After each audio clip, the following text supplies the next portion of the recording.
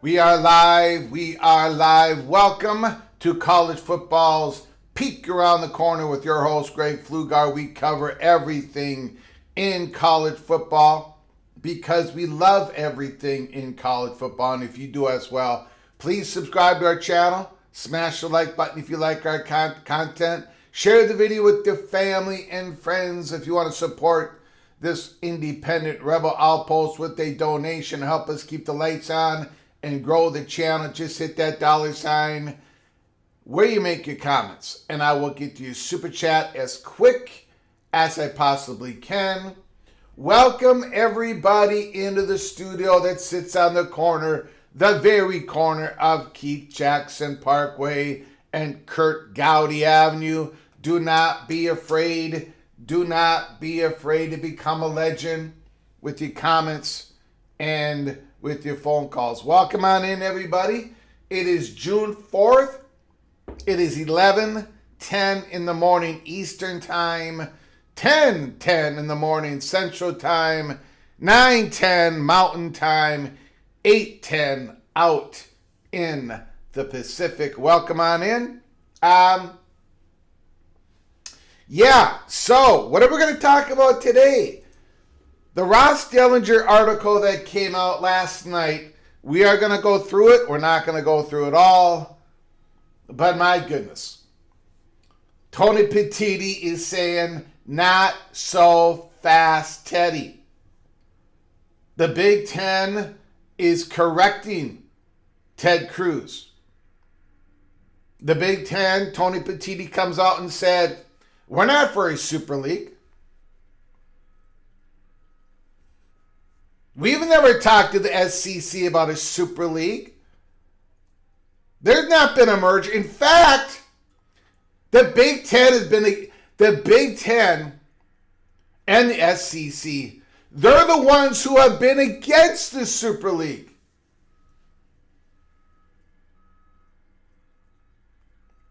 You remember the Rudy Project? That was a 70-team Super League that kicked the G6 schools off the curb. Remember that idea? That was a smash capital idea. This is a smash capital idea. And a Cody Campbell idea. Now, I have said over and over and over again, there may be a time, and I don't see it happening anytime soon, there may be a time where half the Big Ten, half the SEC form some other super duper league, possibly, maybe, years down the road. I don't know. I think there's going to be a lot of big hurdles. I don't think the Buckeyes have any interest in being in the same conference, being under the same leadership, being under the same umbrella as the Georgia Bulldogs and the Alabama Crimson Tigers, because there's so many differences between the two conferences. But it could happen. It may happen. It could happen. It may happen. But the Big Ten has never been for a Super League. President Gordon Gee, who feared the Super League formation on yesterday's hearing, President Gee signed on the dotted line of support for the Smash Capital Super League of 60 to 70 teams last year. So did Captain Jack Swarbrick. And by the way, they're all in bed on this Smash Capital idea.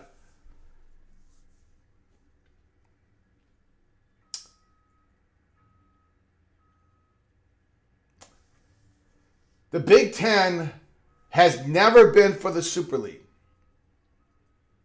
The Buckeyes, the Michigan Wolverines, the Penn State Nittany Lions, they've been approached. You better believe they've been approached by private equity. Remember the evil private equity? Do you remember the evil private equity? Now, I don't think private equity is totally evil. I have I want to look at the deal. I want to look at the deal and to see if it works or not. Not all private equity deals have gone south. A lot of them have worked beautifully for all parties. So I'm not on the extreme of private equity is incredible and private equity is absolutely automatically terrible. But Cody Campbell, remember what Cody Campbell said when the Big Ten was talking about the UC investment private capital deal. Cody Campbell came out and said, oh, no. These conferences should not be getting in bed with private equity. This is what this deal is. This deal gets in bed with private equity. Oh, but this private equity, it's unbelievable. In other words, a big old faction out there don't want the conferences, don't want the schools to have control anymore. They want to give control over to the government. You don't think that's true? You still don't think that's true? Really? Because this bill is written to where the government takes control eventually. Maria Cantwell admitted it yesterday after the meeting, after the hearing, talking to the reporters. You had Smash Capital. The Smash Capital had VIP. They were in the VIP section inside the Capitol watching this. Oh, who else was behind the velvet ropes in the VIP section? Cody Campbell. This is about control. Saving. It ain't saving jack. This bill doesn't save anything. But it takes control. The almighty control. By the way, thank you, Kayla Ramirez. I got the heads up. I did watch the interview today. Bo Bishop out of Columbus, Ohio, and Paul Feinbaum. And I mean, you all should listen to this. Paul Feinbaum ripped into Nick Saban. And he's got Alabama people calling his show ripping into Nick Saban because of the hypocrisy of Nick Saban. But not only that, Paul Feinbaum says, Paul Feinbaum said,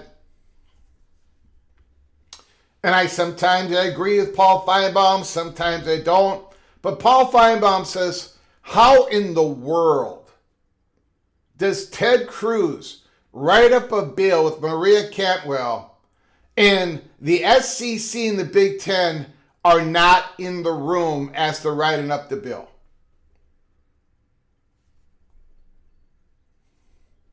How could you do that? But they did it. And Paul Feinbaum said what we said here. This is a Cody Campbell bill. This is a smash capital bill. And that's as simply as it is. That is what it is. This is the Cody Campbell plan. Now, before I go down that road again, I've got no problem Cody Campbell personally. I've got no problem with Cody Campbell, what he's doing for Texas Tech. He's doing a wonderful job. He's spending his money the way he should. Not everything's above the table. Great, fantastic. Love the Red Raiders football team last year. Fun to watch, very good. Yeah, they got beat by Oregon, but it doesn't take away from the incredible season of the Red Raiders. Red Raider fan base is large and loud. That's fantastic. I got no problems with any of that. But the Cody Campbell plan, complete, utter disaster. And we have spent all this time talking about what the true Cody Campbell plan is. And that is government control. Cody Campbell does not want conferences to have any more control. He does not want Brett Yormark to have control. He does not want the Big 12 presidents to have control. He does not want the ACC. He doesn't want anybody to have control except for government. And smash capital. As Paul Feinbaum said accurately on the Bo Bishop show today, smash capital, they want to control the scheduling. They want to control the TV scheduling. They want control. Nobody wants to Cody Campbell, he had a big problem with the Texas Tech Red Raiders against Houston on a Friday night. Come on. What a joke. What an absolute joke. So they want smash capital to take total control. In this bill, right now, it says it's optional for pooling media rights together. But years down the head, it will no longer be optional. It gives the government the power to flip it. It's in the bill.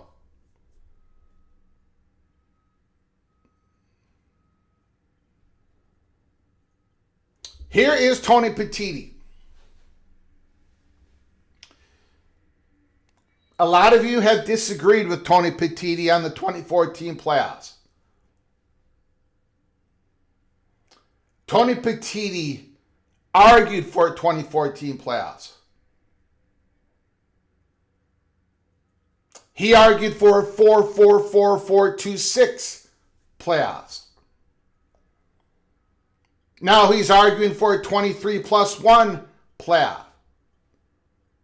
Does that sound like the Big Ten wants to break away and create a super league? How utterly stupid.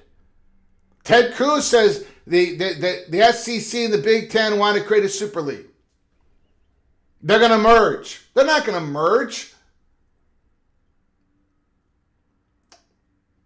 Again, so much false information. Ted Cruz, Senator Ted Cruz, maybe you should have had other people in the room.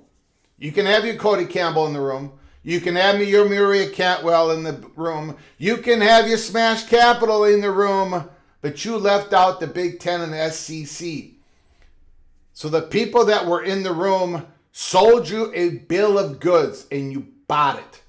Hook, line, and sinker, like we say here in the land of 10,000 lakes in the state of Minnesota. Hook, line, and sinker. You fell for this. You fell for it. Now, Paul Feinbaum, he says, nothing has, and I'm paraphrasing, nothing could have bonded the Big Ten and the SEC more than this god-awful bill for government control of college sports. Paul Feinbaum said, you can go listen to it, the Bo Bishop Show. And again, I'm paraphrasing it. But Paul Feinbaum says eventually Greg Sankey is going to be able to give whatever Tony Petitti wants on the college football playoffs. That they're going to make, they're going to figure out something. Maybe, and Paul Feinbaum went after ESPN today, saying ESPN is worried about Fox coming on in and all that. ESPN is already sublicensing playoff games to TNT. So why not have Fox and everybody else come? So Paul Feinbaum actually said that Sankey will probably give in at some point on the playoffs. They're going to be more bonded together because of all this. But no, the SEC and the Big Ten are not having talks about creating a Super League. Greg Sankey calls his own SEC, we got a Super League. He's saying that because he believes that the SEC is the best conference in the country, right? In a lot of ways, he's correct. But he's not talking about a Super League in which the SEC and the Big Ten merge. Tony Petitti, and we're going to go through the article. Tony Petitti says, we've never had any of those discussions with the Southeastern Conference. Here at Peek Around the Corner, we have given you that report over and over and over again. There has been no discussion. We've never heard of anything like that. But yet, that's what Ted Cruz led off with yesterday. That is what he's being told by Maria Cantwell and Cody Campbell and who else? Who knows? Who else? So, today, Senator Ted Cruz is going to be having meetings with Greg Sankey and Tony Petitti. He should have had those meetings before that hearing yesterday. I cannot, look, I could end up being wrong. I could end up being completely wrong. Cody Campbell is worth billions of dollars. He's incredibly successful. He's got a high IQ. While Greg Pflugar is worth between total assets, I'm worth between $15 and $25 on any given day, depending on whether I have ordered a hamburger without cheese on that particular day. And my IQ probably does not hit 100. The original Minnesota moron. But I'm still going to bet on my horse. There's no way on God's green earth this bill is going to pass. This bill that doesn't solve any of the issues. I mean, any of them. I don't believe it even solves the eligibility issue because it gives an exit hatch out for the student athletes, for people, for the lawyers who want to sue against all that. Like the SEC and the Big Ten joint statement said, this does not truly have federal government superseding over state laws. The bill fails on that. This does not pool rights together immediately. It's optional for now. Years down the head, it will not be optional anymore. It takes away the sovereignty of two conferences. It takes away the sovereignty of schools and other conferences like Miami, Florida State, Clemson, North Carolina, Virginia, and I believe a couple of Big 12 schools. I cannot believe this bill has any chance of passing at all. I don't know, and I like Josh Pate. I have no idea why he said he believes this bill is going to pass and it's going to pass easily. I almost drove my car into a bridge embankment when I heard that driving down the highway a couple of days ago. I don't know how anybody seriously could sit there and say, well, the SEC and the Big Ten should be for this because they should be for saving college sports. This doesn't save anything. It doesn't save anything. Now, Ross Dellinger today, this morning, put out an article about an hour ago. We're not going to go through this. We're not going to go through that article. We're going to go through the article last night. But let me just hit upon what he talked about, an overview on the article that he put out today. More and more leaders are talking about collective bargaining. Because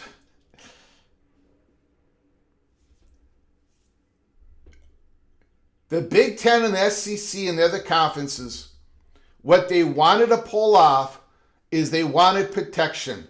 They wanted antitrust exemption, protection from violations.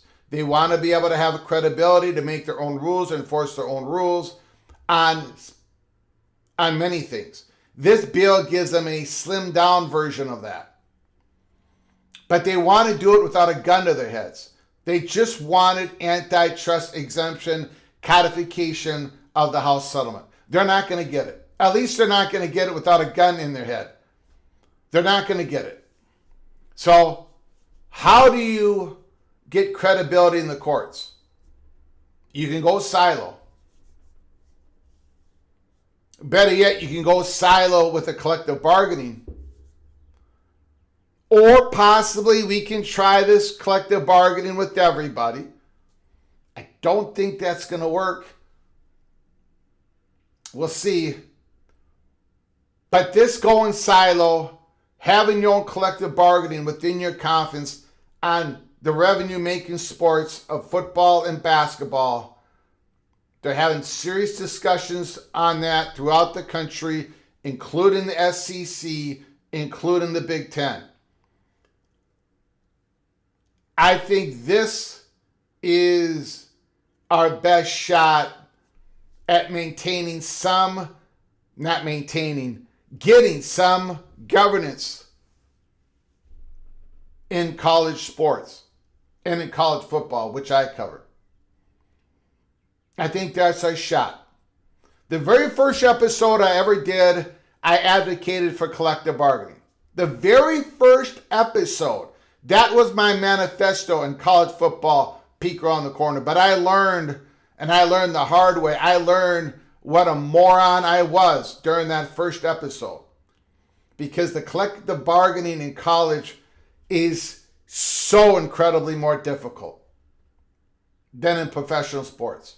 That doesn't mean you don't do it. It just means, my God, there's so many complications. And there's got to be many more. There's got to be many collective bargaining. The bargaining between labor and, I don't know what you want to call it, ownership. There cannot be just one bargaining. There's got to be multi-bargainings within certain units, within certain sports, and I believe within certain conferences. I do not know how a football labor in the SEC can have the same representation as the football labor in Conference USA, the MAC Conference, the Big 12, the ACC. I don't know how that would, I don't know. If that would happen, then I think the SEC labor is truly not being represented good enough. But anyways, so today we're going to go through the Ross Dellinger article. The Big Ten and the SEC, not so fast, Teddy. You don't know what you're talking about, Ted Cruz. You fell for it. You fell for the Cody Campbell plan. It ain't going to work. It ain't going to pass. It ain't happening. That is my opinion. Let me know your opinion. Let me know in the comment section with your phone calls later in the program. We've got a super chat right out of the gate, Mr. Hoosier.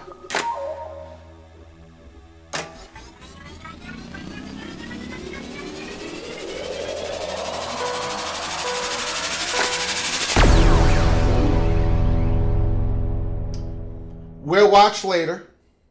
Yard work before work. Wow, Ricky Tungate doing some raking, throwing some grass seeds on the yard. Outstanding, Ricky Tungate. I appreciate you $2 holler.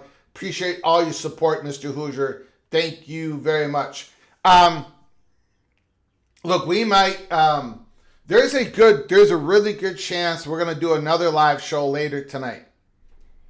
So I just want to give everybody the heads up. I think we might be doing a live show later on tonight. But we had to get this one in because we really need to talk about the Ross Dellinger article of last night. We heard from Ted Cruz, Nick Saban, Pete Bavacqua, Maria Cantwell. We heard from Cody Campbell, realistically. We heard from Smash Capital. Now we're going to hear from Tony Petitti. We're going to hear that today on our show. All right. Let's do a quick roll call. I do appreciate everybody coming on in on a beautiful Thursday, June 4th. We got Shadow.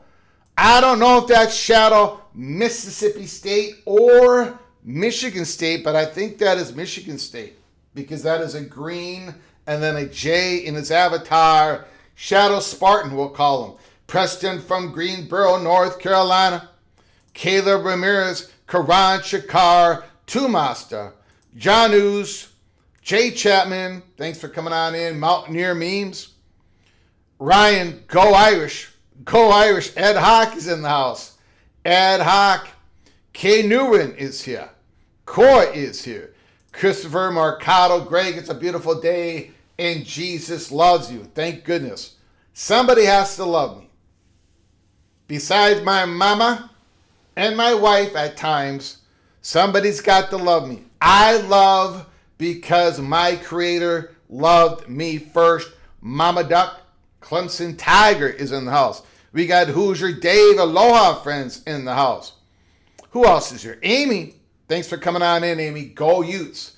Go Utes. Outlaw Skis. Bob Swanger is here. Bob Swanger is in the house. Cranky Tiger. Philly's Finest is here. AFKA. Thanks for coming on in. The Thinker. We got to save college sports. We can't let the Big Ten and the SEC ruin our college sports system. It's part of our culture. We can't let greed destroy our college athletics. Jared Jones is here. AFKA. Greg's getting cranked up. Studzilla. By the way,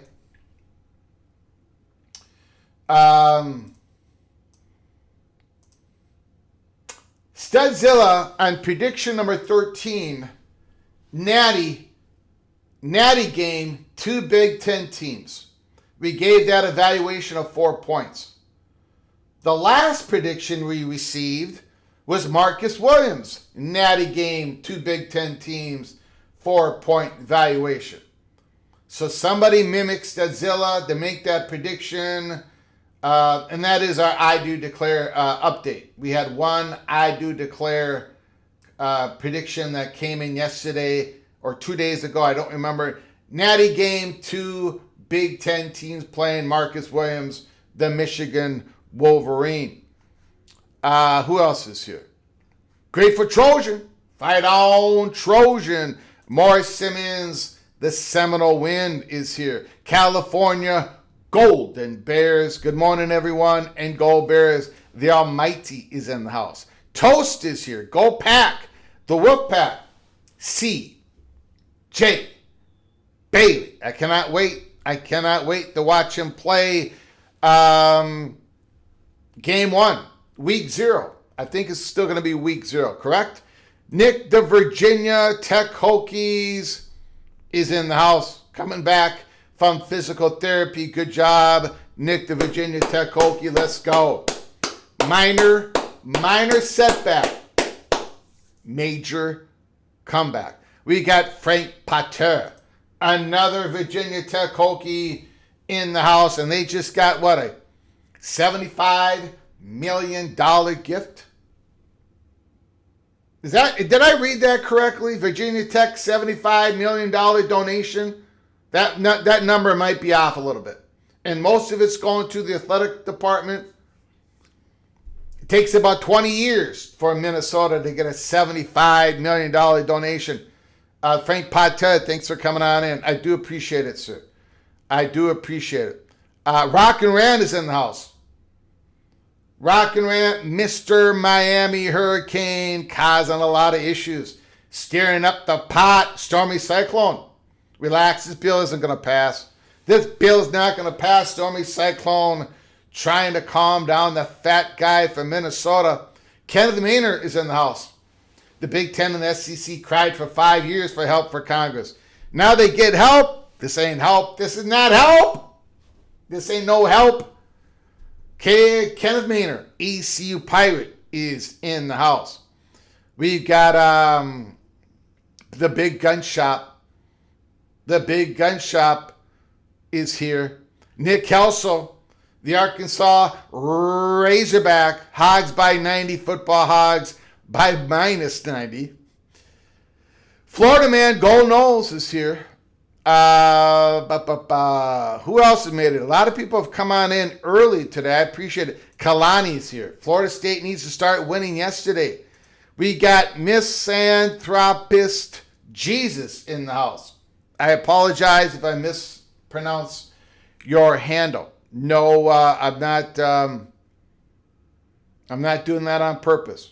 Kay Newen is here.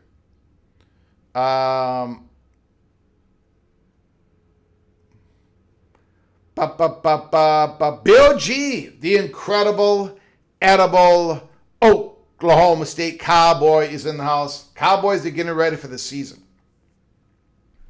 Cowboys are getting ready for the season. We've got OBD Dunn. OBD Dunn is here. He's absolutely here with a massive super chat. My goodness.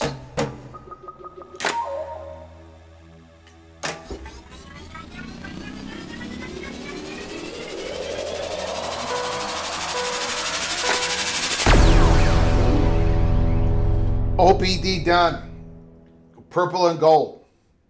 He's not happy with yesterday's hearing. He is not happy at all.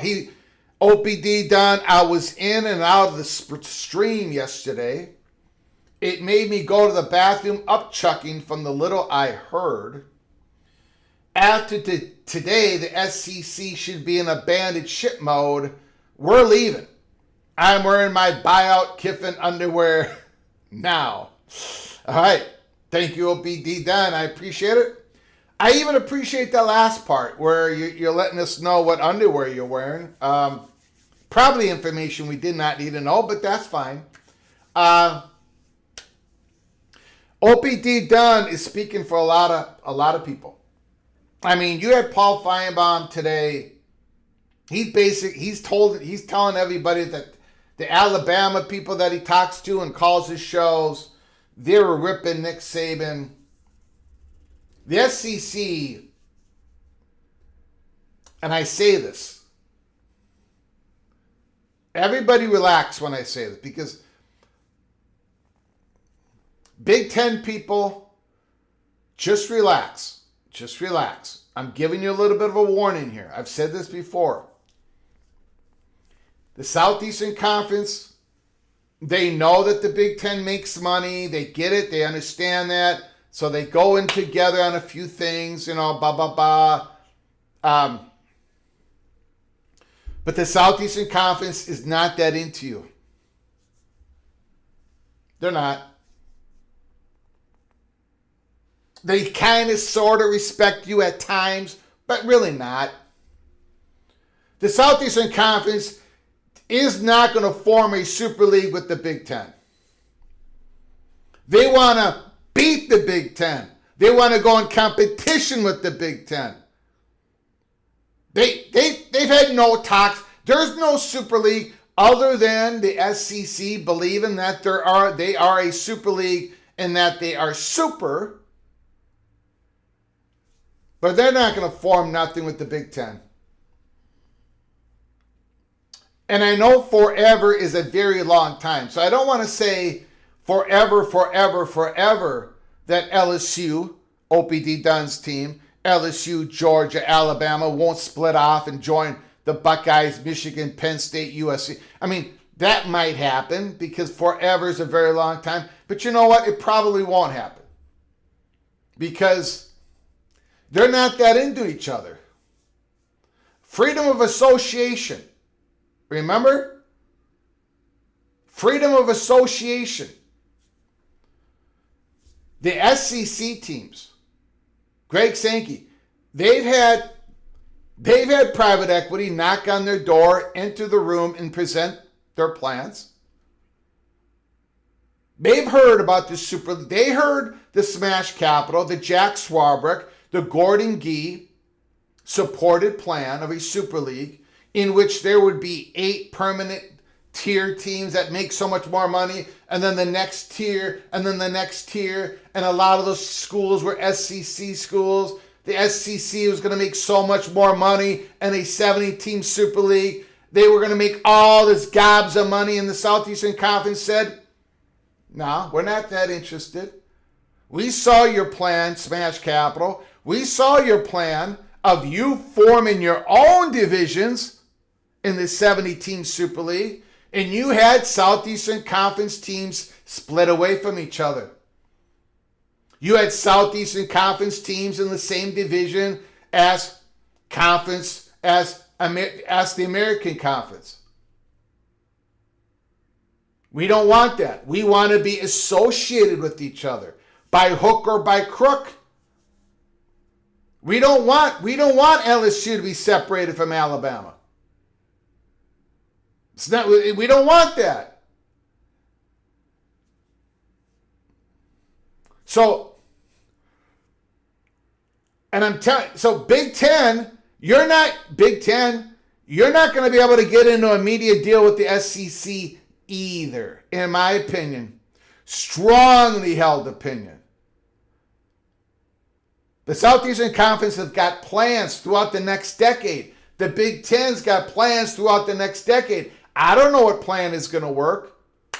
We're going to be here to cover it all. I don't know what plan is going to work better between the Big 12 plan and the ACC plan. We're going to find out together. But they don't want to merge. They don't want anything to do with each other other than compete on the football field, the basketball court, the baseball field. This Super League stuff that came out yesterday, especially in the Southeastern Conference, they're like, what the hell is this? We don't want anything to do with the Big Ten. They're not into the Big Ten. They're not. And now I got a whole bunch of Big Ten people upset with me. It's just the truth.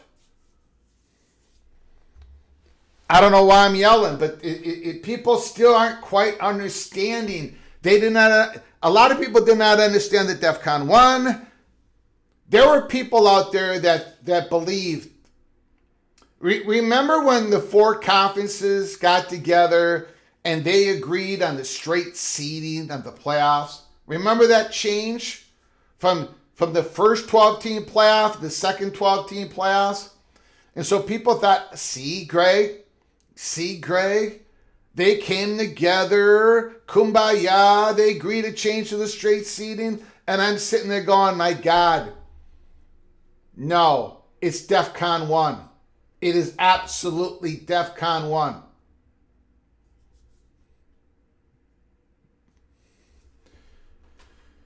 OBD done. Thank you for your $25 holler. Hopefully you have recovered. I do appreciate you, sir. Thank you for all your support. Your generosity is absolutely incredible. Thank you, OPD done. Major, major, major impact, positive impact on our show. We've got the Evil Badger. The Evil Badger $5 holler.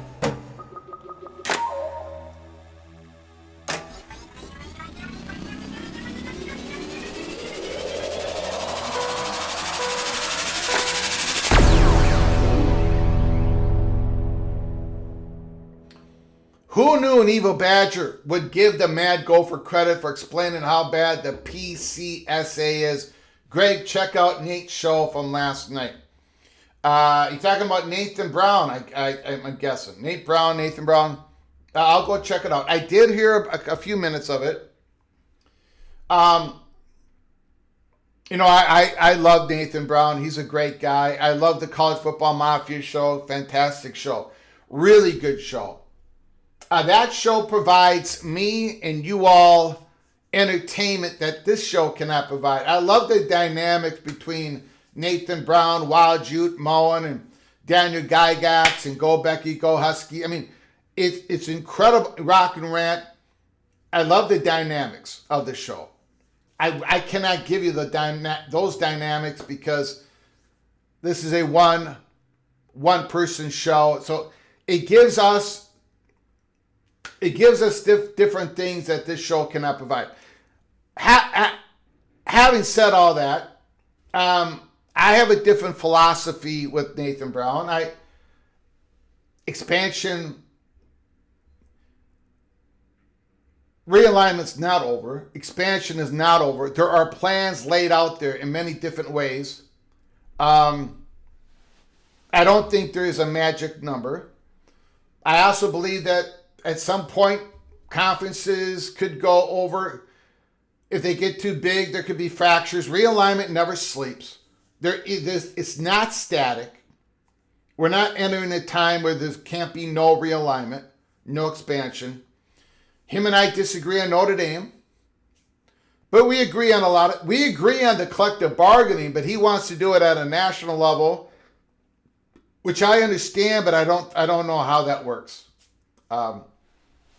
So we agree a lot, we disagree a lot, which is good. Thank you, Eva Badger. Thank you for the $5 holler. Very much appreciated. We got Kenneth Maynard, the ECU Pirate.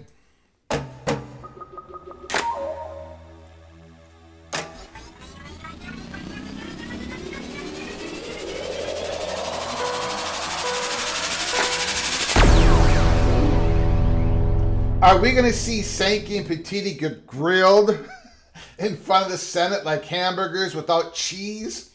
The public should get detailed answers onto why they are against this inclusive bill. Thank you so much for the $10 holler, Kenneth Maynard. Well, nobody was grilled in yesterday's Senate hearing. 95% of the comments were in favor. This is great. This is outstanding and all that. Nobody was grilled on that. I don't know. Will Petiti and Sankey end up in the hearings? Good question. I do not know. But they did give reasons why they're against this inclusive bill, which targets two conferences. They did give the reason in their joint statement, but I do understand why you would want them under questioning. I would love to get Cody Campbell under questioning, and I would love to be the guy asking those questions. But I'm not a senator. I'm only the mayor, the re-elected mayor of Loserville City. Thank you so much for the $10 holla, Kenneth Maynard. I appreciate it. Evil Badger reminding everybody.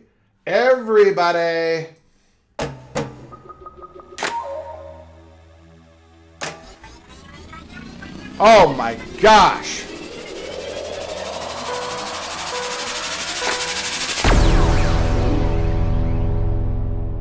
I'll get to that in a second. Evil Badger, $2 holla. Greg, we're not that into the SEC. Yes, the Big Ten is not that much into the SEC. They don't want to do what the SEC does. The Big Ten is going to sponsor more sports than the SEC. They're going to want to change the schedule, the baseball schedule. They don't agree on the portal with the SEC. They don't agree on the college football playoffs with it. They're never going to agree with the SEC. They're not in that much into the SEC as either. They're not going to merge. There's never been any plans for that. Thank you for the $2 holla, Eva Badger. Thank you so very much. What is this? What is this? What is going on? Oh my God! Oh my God! Preston from Greensboro, North Carolina. A very important $5 holla. Holy smokes. Oh my goodness.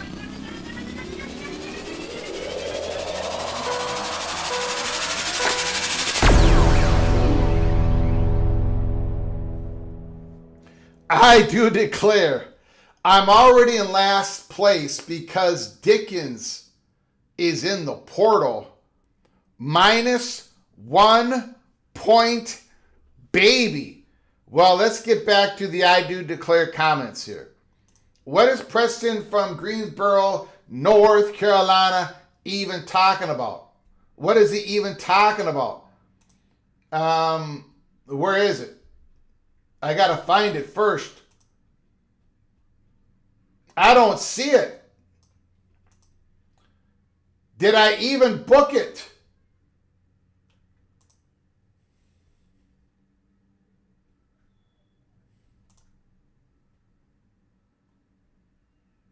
There it is. Number 37. Number 37. Teron Dickens will start game for UNC. Evaluation of 1 point. Did he actually go in? I haven't seen that. Hold on a second here. Hold on. What is going on?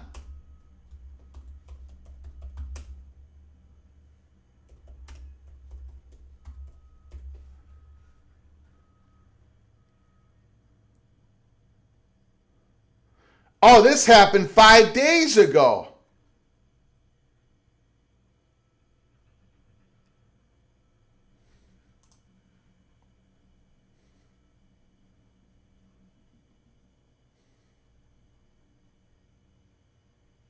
Ah, okay. He decommitted because of academic reasons.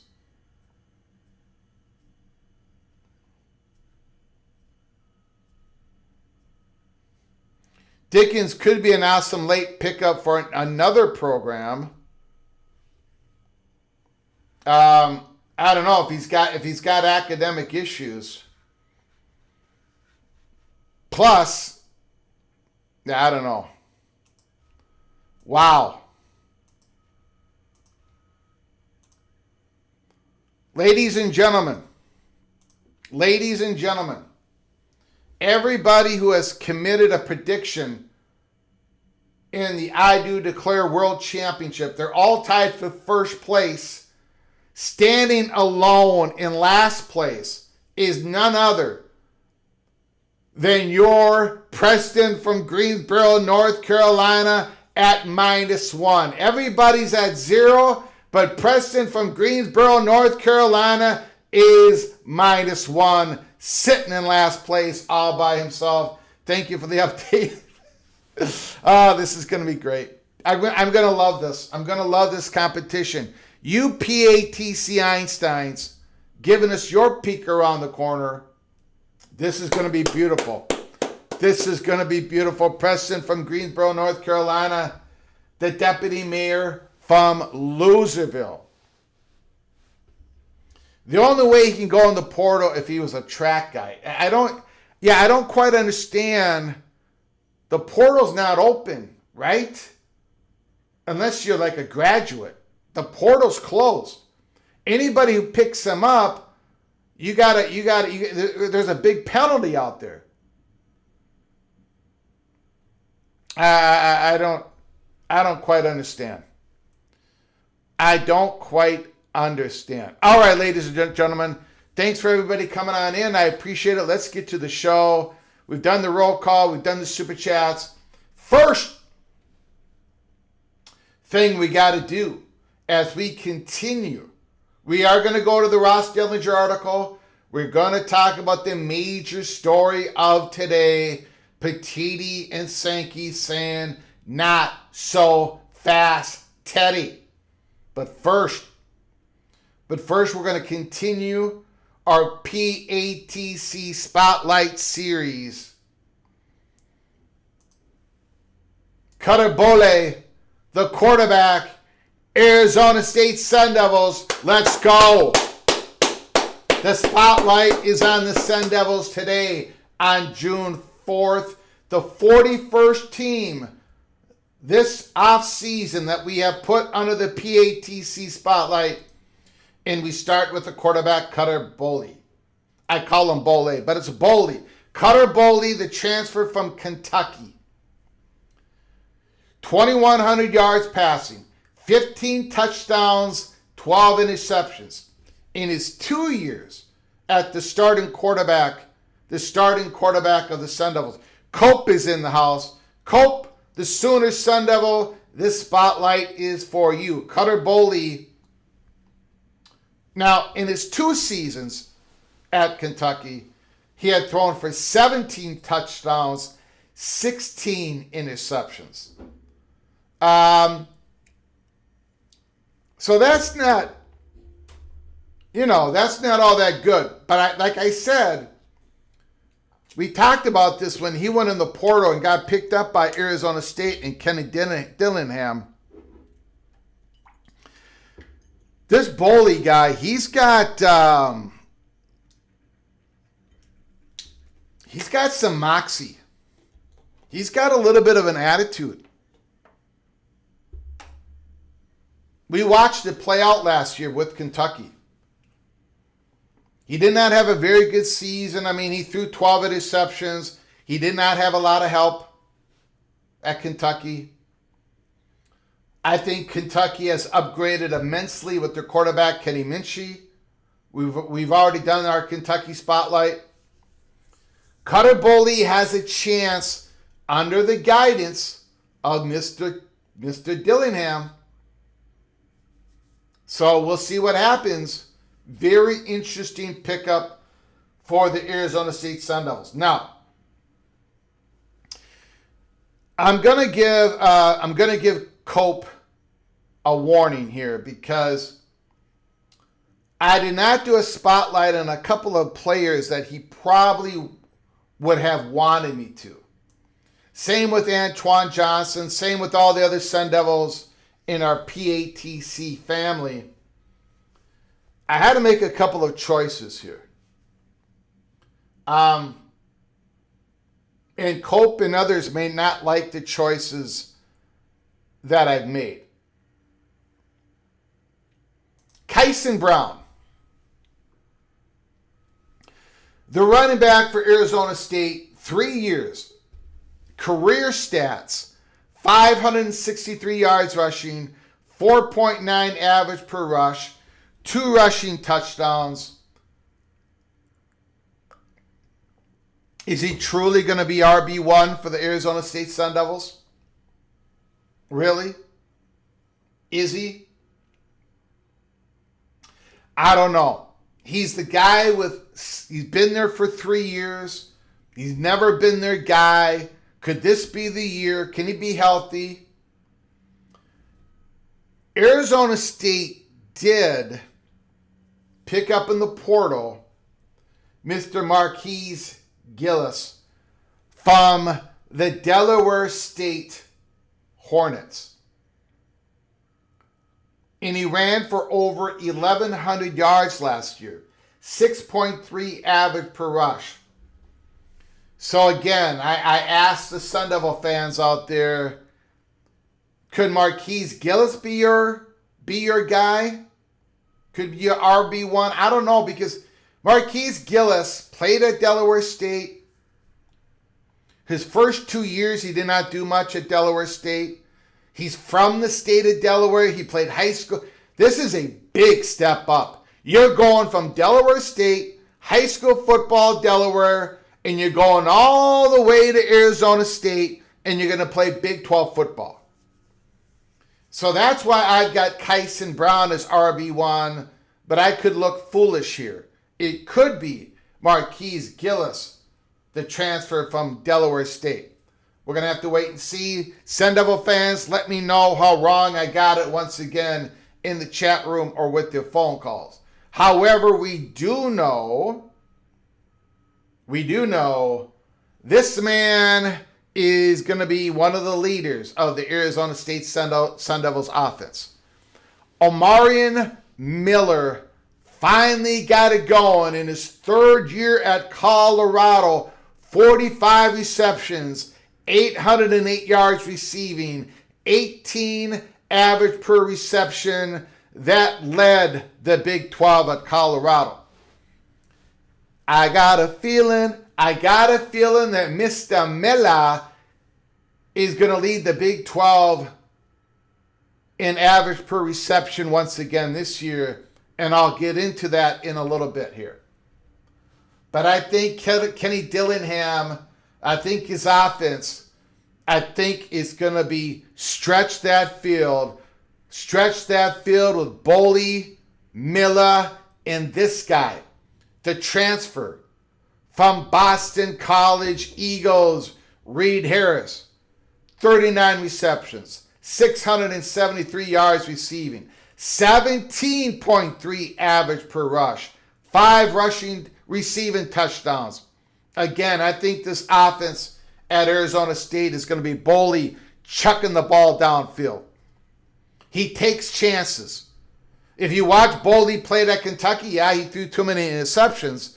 He throws the ball downfield. This is what Dillingham wanted.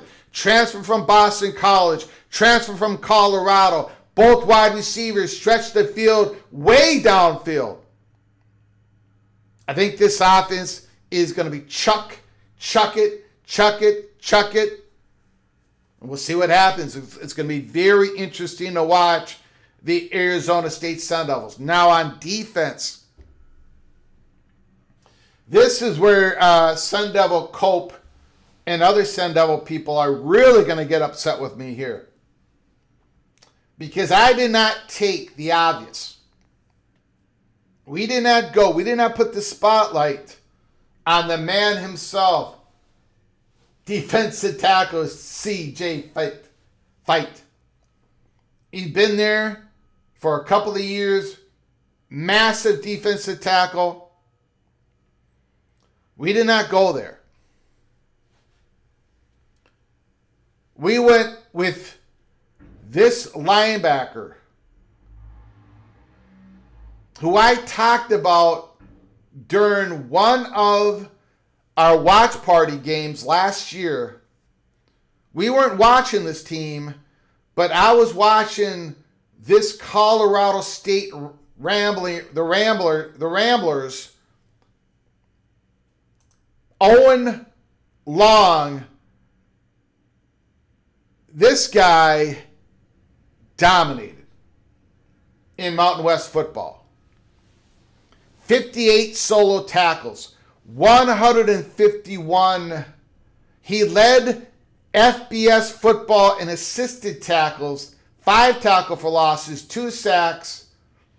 We were watching a game last year in our watch party, and we were keeping an eye on Colorado State. It was a late night game. Colorado State was playing somebody, and I had the statistics up on my screen, and Owen Long, tackle.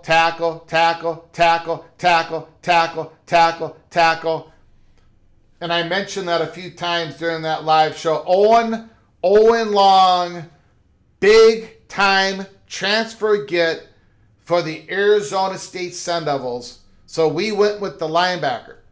So again, Dillingham, Owen Long, Colorado State transfer.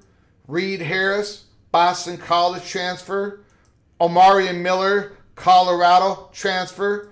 Cutter Boley, Kentucky transfer. You got Marquise Gillis, Delaware State transfer. Arizona State Sun Devils are leaning in on their transfer players. I think they might have had a very good portal season. Now, this is the problem with Arizona State. It's the same problem that Arizona has.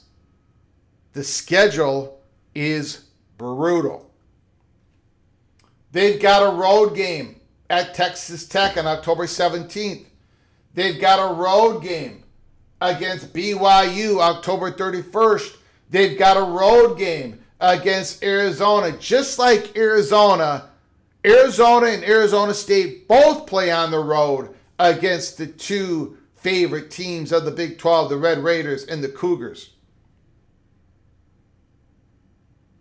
So, again, they play Texas A&M on the road September 12th. Then at home against Kansas, at home against Baylor, Hawaii. Then that road game against Texas Tech, at home against Kansas State, on the road against BYU, at home against Colorado, on the road UCF, at home against Oklahoma State, on the road to Arizona. They've got a very tough road schedule. They've got a lot of transfers coming on in. My prediction for the Arizona State Sun Devils is number 10. In my way too early prediction,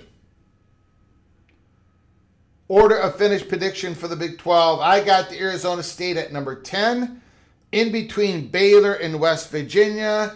Could I possibly move them up?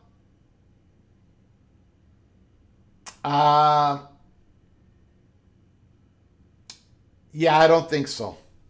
I think my top 8 is pretty etched in stone. Could I move them above Baylor? Yes, I could. Possibly. But that's what I have it. Let me know how wrong I got it once again. The Arizona State Sun Devils. That has been your spotlight. I hope you enjoyed it. That was our 41st team that we've done this year. We're going across the country.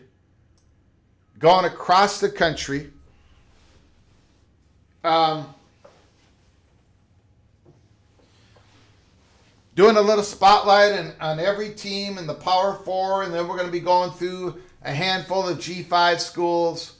It's a lot of fun, and that's what we do during the off season. We talk football. We absolutely talk football as we head into the 2026 football season, and we have got a very kind super chat from Sun Devil Cope today, $5 holler. I wonder what he's thinking about that spotlight.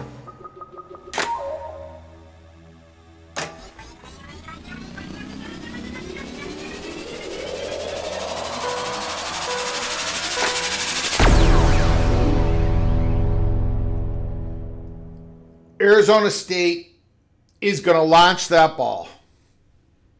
They're going to chuck it, deep post, bombs left and right to Arizona State Sun Devils. That's how I see it. That is how I see it. Yes, thank you for the $5 holocaust. I'm almost expecting that I'm going to do another live show today. But I do want to get through, as Amy said here, Cruz meets Big Ten and SEC commissioners today. Maybe another live show about that. Yep. All right. Let's get to it, ladies and gentlemen. The big article late last night. Let's see here. What do we got? I just got a message. Hold on, everybody. Hold on. Let me see if it's worth investigating. We're going to go to the Ross Gellinger article real quick.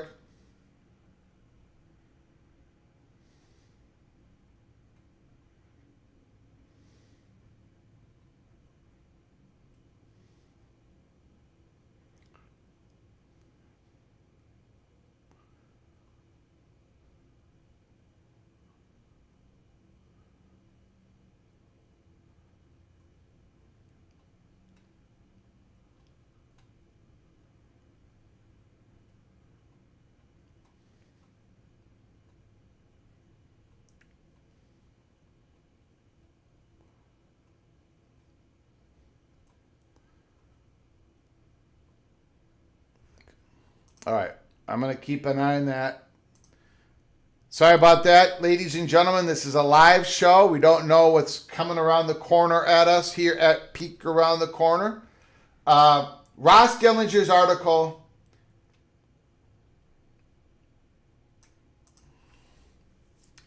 Washington. After we get through the article, we'll go through your comments, super chats, and we'll get to your phone calls. But this is a very important article that Ross Gellinger put out late last night. For years now, the Big Ten and the SEC have distanced themselves from the rest of the college sports pack. The leagues will soon distribute as much as $40 million more to their schools than any other conference, are compensating their rosters at least 5 times more and above the cap NIL dollars, signed 82% of the 5-star football recruits last year, and have won 10 of the last 12 football national titles. The divide has struck fear from those in the industry of an inevitable breakaway. That theory now has reached the steps of the U.S. Capitol. They want to form a super league, Senator Ted Cruz told Yahoo Sports after a 3-hour congressional hearing over the latest college sports legislation that he authored with Senator Maria Cantwell. They want to form a super league. The bill is explicit that they can't form a super league, Cruz said as he maneuvered within the Capitol corridors. I love the SEC. I'm a Texan. I go to every year to the Texas and A&M games and love them. But a super league would be devastating for the rest of the country and smaller programs in Texas. That would be a disaster.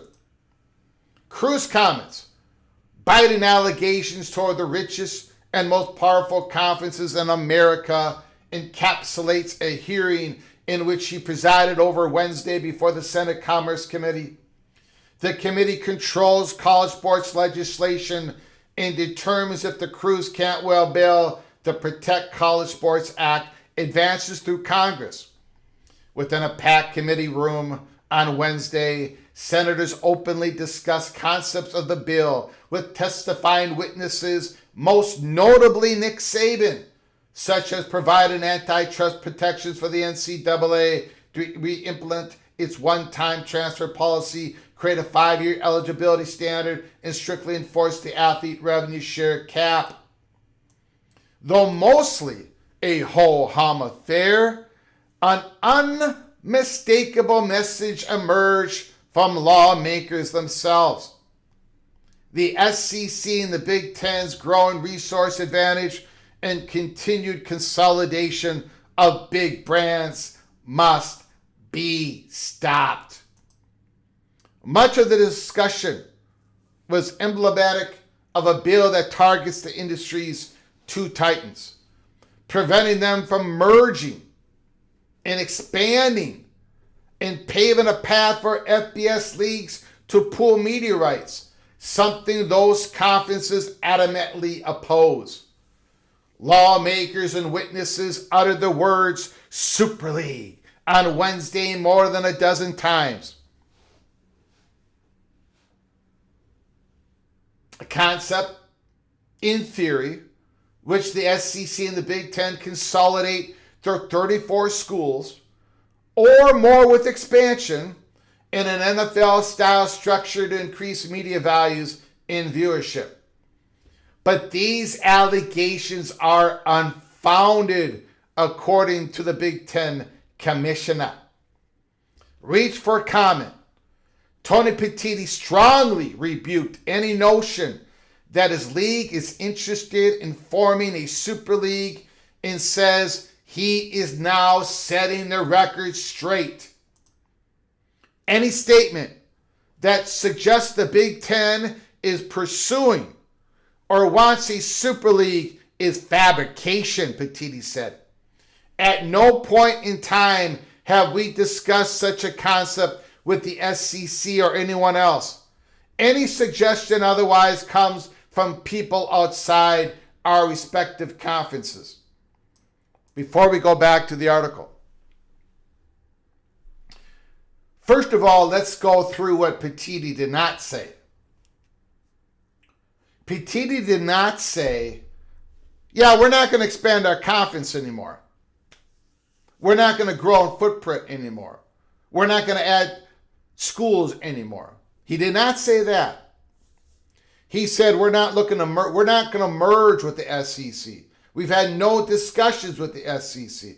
We're not looking to merge, and we're not looking to be a part of some super league, be it 40, 50, 60, 70 teams, be it 34 teams. The Big Ten wants to be the Big Ten. The Big Ten wants to be able to control their decisions just like they've had over 100 years. They don't want to give that up. They most definitely do not want to give that up to the government.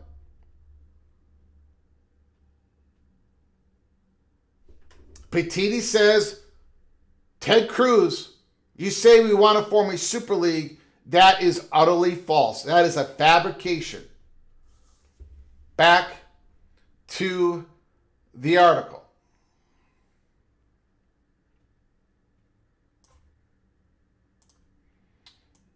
In trying to prove his point, Petitti gestured toward the Big Ten's efforts in supporting a 2014 playoff as a way to provide more access to all leagues and potentially bring stability to the conference landscape. It's been Petitti who's been pushing this. And PATC. How could Tony Petitti be for a Super League?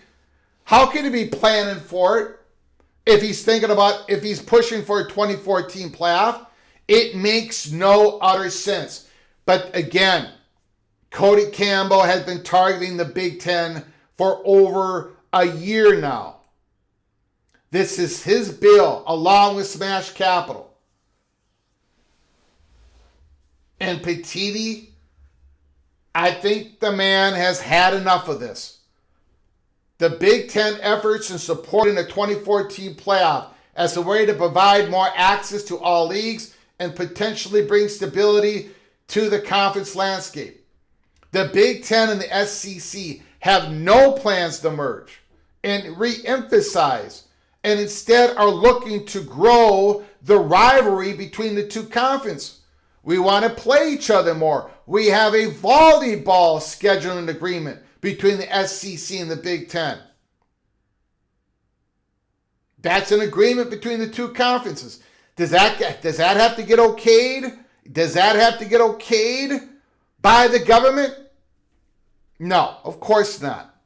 It should not be that.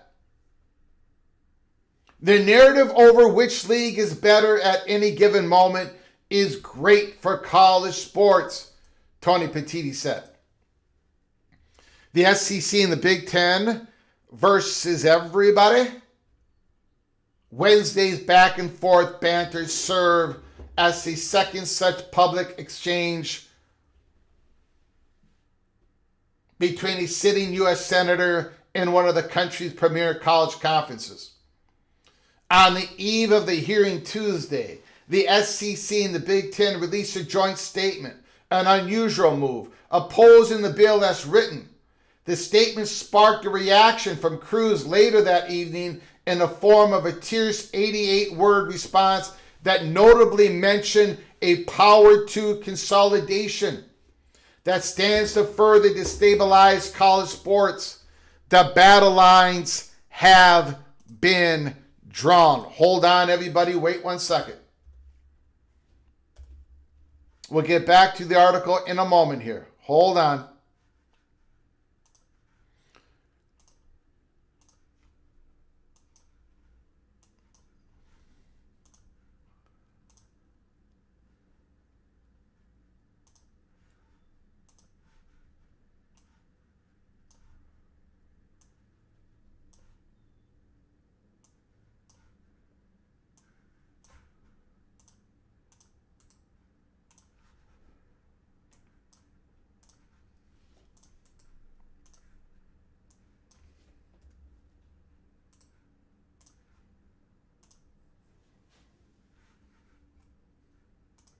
I will get to you super chat at the end of the article. Sun Devil, Sooner Cope, I do appreciate it.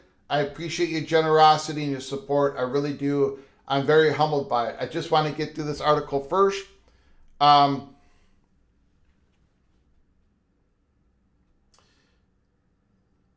So when Ted Cruz said that the Big Ten and the SEC are consolidating, that they're looking to form a super league, who's telling him this?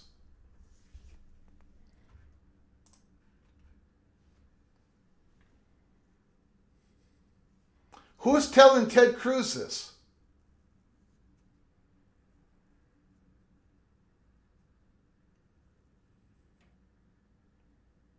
The Big Ten and the SEC have been bickering amongst each other. They had an advisory group. They couldn't even agree on the college football playoffs. They're not going to coordinate, and I said this over and over and over again, many times. If and when the conferences expand, there's not going to be a coordination between each other. The Big Ten is not going to give up on their top targets. Neither will the SEC, and they do share some common top targets. There is no, the ESPN and Fox, proxy war. Who is telling Ted Cruz that there's some Super League consolidation going on? Now, it is true. It is true that the SEC is looking to expand at the right time, with the right candidates, at the right economic time, and so is the Big Ten. So is the Big 12. So are some G6 conferences. That's not going away. Well, it's not going to go away because this bill's not going to pass. Let's get back to the rest of the article here. Again, we'll get through it as quick as we can. The battle lines are drawn. In fact, at one point while leading the hearing, Cruz said a failure to pass congressional legislation would kill off everyone but the SEC and the Big Ten. After the hearing, Cantwell said that she and other lawmakers are fighting the same challenge as members of the Congressional Black Caucus who are against support of the college sports legislation in the wake of what they believe is racially motivated redistricting of southern states. We are both fighting the SEC, Cantwell told a small group of reporters. There is more. Cantwell suggested that the SEC and the Big Ten may soon dismantle the ACC and the Big 12 in a similar way in which the Big Ten raided the Pac-12, where Cantwell saw one of her state's programs, Washington State, abandoned. The ACC and the Big 12 are saying, I don't want to be the Pac-12. Don't come and eat my best parts and leave me for scraps, she said after the hearing. The SEC and the Big Ten seem to be a one-man island, Cantwell added. The situation has already devolved into something that she says she wanted to avoid. The SEC and the Big Ten versus everybody. They have a different viewpoint, the lawmakers said. Despite the words exchanged Tuesday and Wednesday, Cruz is scheduled to speak with Petiti and Sankey today, Thursday, and that's why we're doing this show early today, so we have time to do another show later on today, talking about the possible results of those meetings and other things that I want to talk about in college sports. Cruz is scheduled to speak with Petiti and Sankey on Thursday in an effort to resolve their qualms with the legislation. However, there is little wiggle room within the portion of the bill that targets the two conferences, he and Cantwell both said. Again,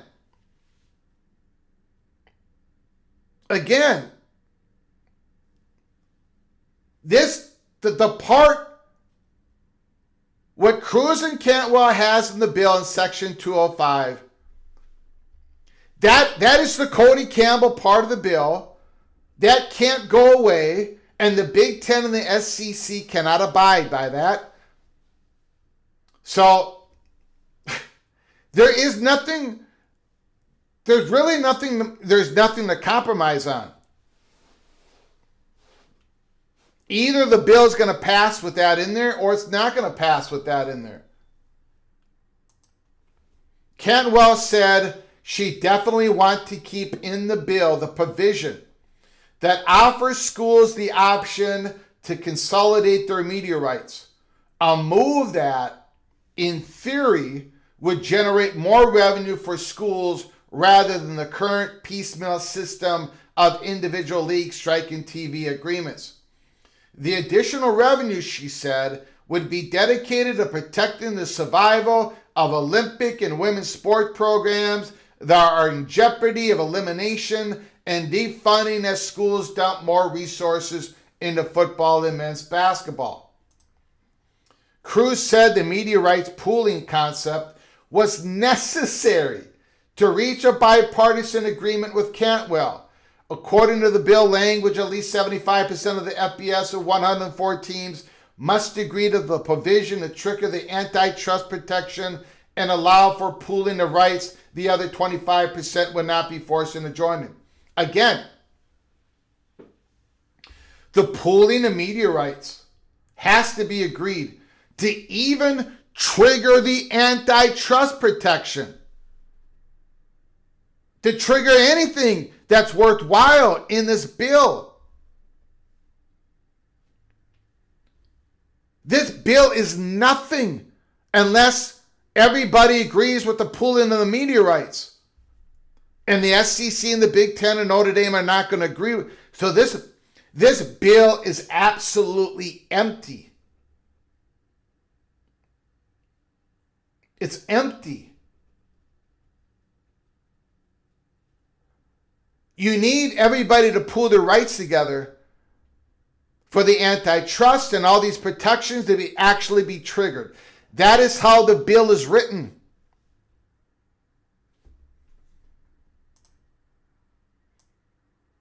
The commissioners of the SEC and the Big Ten don't like that we explicitly prohibit a super league and that we allow the collective pooling of media rights, Cruz told Yahoo Sports. Most other conferences in the country have come out enthusiastically in support of the bill. Though Schmidt, the Missouri senator, and the rights pooling concept is totally voluntary, the bill is structured. Listen to this.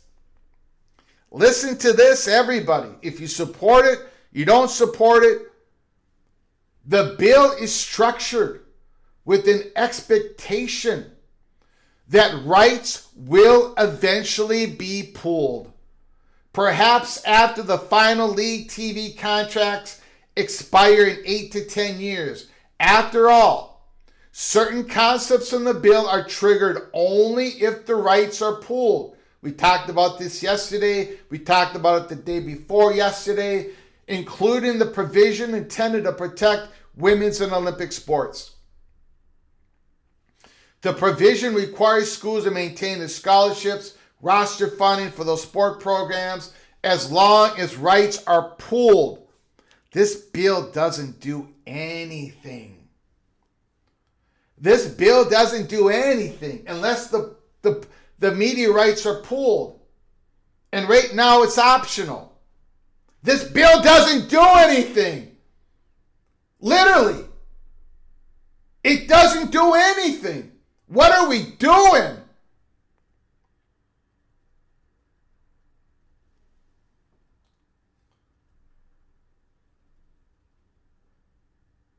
Now listen to this.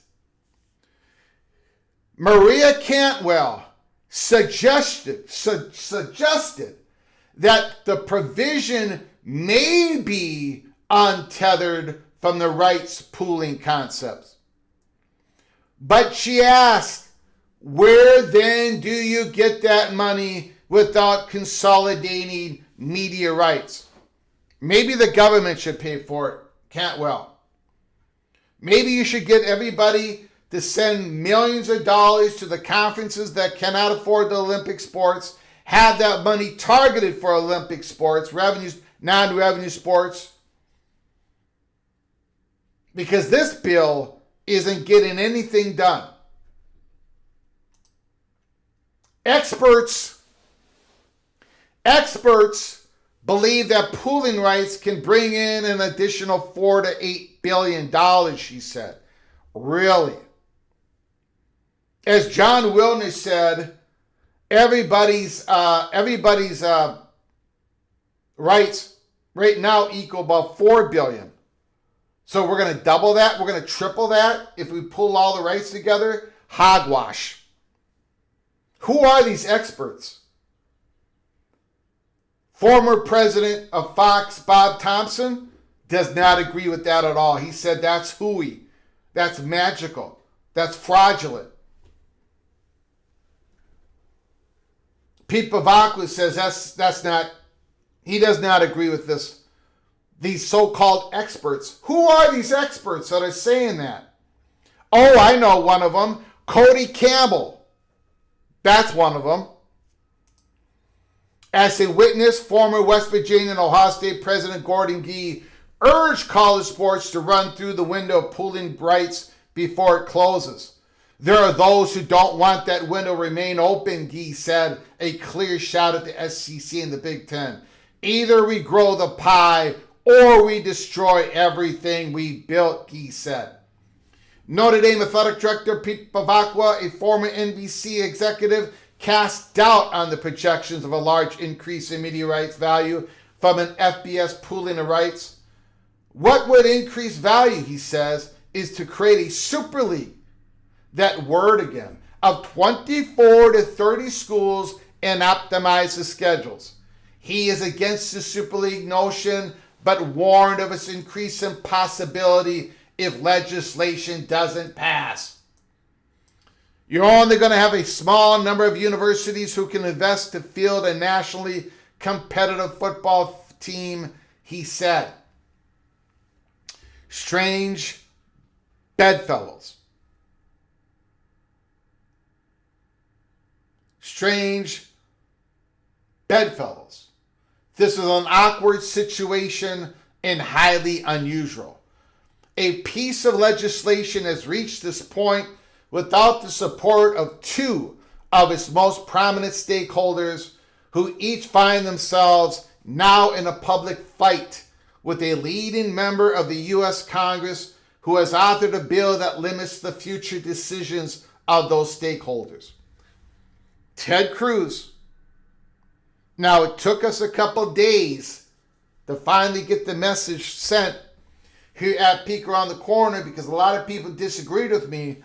This bill limits future decision making of two conferences, but nobody else.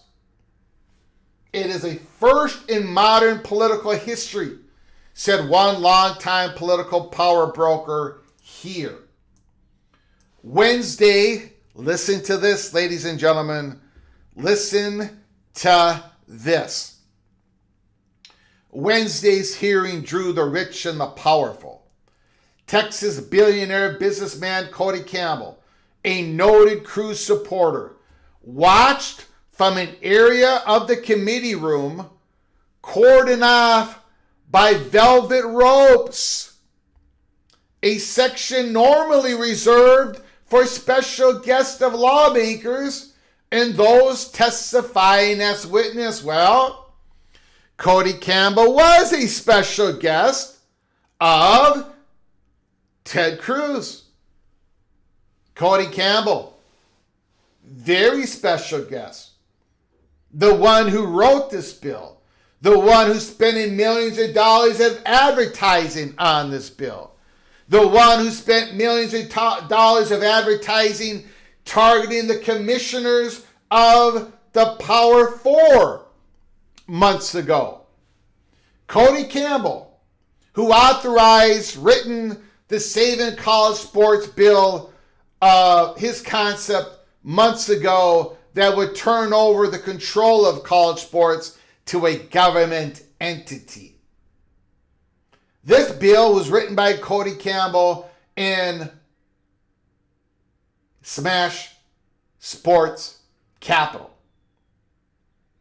Like Paul Feinbaum said today, Smash Sports Capital wants to control the scheduling of college football. Cody Campbell wants the government to control college football, not the conferences, not the schools. A few seats away sat several members of Smash Sports.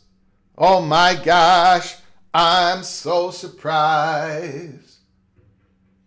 The private capital movement, whose operatives have mostly worked silently, cloak and dagger, cloak and dagger, cloak and dagger.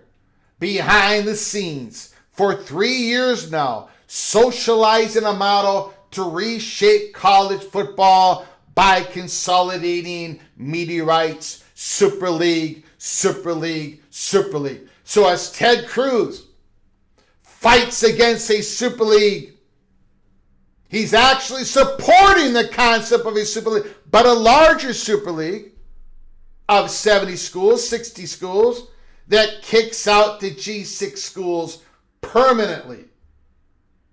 That is the direction of Cody Campbell, Smash Sports, and yours truly, Maria Cantwell and Ted Cruz. From a front row seat, the Smash Group, including a former Cruz staff member, a leading political lobbyist, an influential ex-congressman, a former Cruz staffer, a leading political lobbyist, and an influential ex-congressman, listen intently as proceeding unfolded, even exchanging pleasantries with Cruz himself afterward. This is an inside the politics. This is an inside Capitol Hill, forming big government and big money together to form their own world, take the decisions out of the schools, out of the conferences, out of the media companies. We'll make the decisions. You all sit down and shut up. We all call this, we at Peek Around the Corner, we called it exactly what it was, the first Cody Campbell plan that came out. Ross Dellinger, September 9, 2024, put the article out there for everybody to see. We covered it. I don't know if anyone else covered that. I actually don't know if anyone else covered that. I did not see anybody else cover that. Cody Campbell's plan was to have government entity make the decisions on who plays who, the divisions, the schedule, everything. The media rights, the negotiations would all go through the government entity. This bill is exactly the same thing, but it has an 8-10 years lifespan to it. It doesn't happen right away, but eventually happens. In this bill, it says that the government should overview and to make structural changes as they see fit. Oh, isn't that nice, Cody Campbell? You're trying to save college sports, Cody Campbell. Cody Campbell, when Nick Saban said yesterday I don't think there should be any conferences. There should not be any national conferences. Conferences should only be regional. Cody Campbell, look at his post. Look what he did on his post. He absolutely agreed with Nick Saban. Cody Campbell has been targeting the Big Ten from the get-go. It was easy to see if you wanted to see with your eyes open months ago. So don't expect the Big Ten, the Big Ten is so greedy. Oh, they're not for this bill. They're so greedy. Of course they're not for this bill. They were not in the room when it was written. This is the Cody Campbell bill. This takes the decision-making power out of the Big Ten. And that part of the bill is not going away. There is no compromise.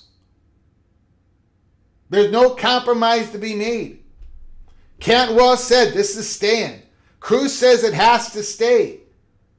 And the Big Ten and the SEC are saying, why would we be for this bill? I said it from day one. When this was first released, about halfway during that live show, when I actually saw sovereignty being stripped away from two of the conferences, this bill is DOA, dead on arrival. This is my advice, and then we're going to give it up to your MBM. MBM, I do appreciate your comments. The constant disparaging of Cody Campbell is getting really old. Great time to take the high road. I am taking the high road. I said at the beginning of the show, what Cody Campbell has done for Texas Tech should be applauded. Putting his money where his mouth is. Helping the university in so many ways. But I'm not going to disguise Cody Campbell's plan. I'm not going to pretend that it is something that it isn't. I'm not going to do that. That's not what I do here.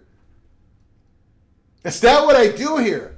So yes, I'm against Cody. If you want to be for Cody Campbell plan, give us a call. Put it in the chat. I'll put it up. Yesterday I was searching for chats that disagreed with me. I'll do it again today. But I'm not going to pretend that Cody Campbell's plan is altruistic. Because you let me know. You let me know where Texas Tech has skin in the game in this bill. Where does the Red Raiders risk in this bill? They're still going to have the billions of dollars of Ted Cruz, of Cody Campbell. The Big Ten and the SEC, if Cody Campbell would have his own way, would be ripped apart. First, their sovereignty would be stricken. Then the government would come in for the kill shot. That's Cody Campbell's plan. Read his original plan. The only difference between Cody Campbell's original plan and this plan is this one takes a while for it to happen. But the government gets control. If you don't believe me, read Ross Dellinger. Do whatever you need to do. This is not some altruistic plan that saved college sports. In fact, 90% of what's in this bill doesn't even happen. It only happens if the pooling of the rights happen and it triggers all the other stuff. And that's not going to happen. But it does give government control years down the line.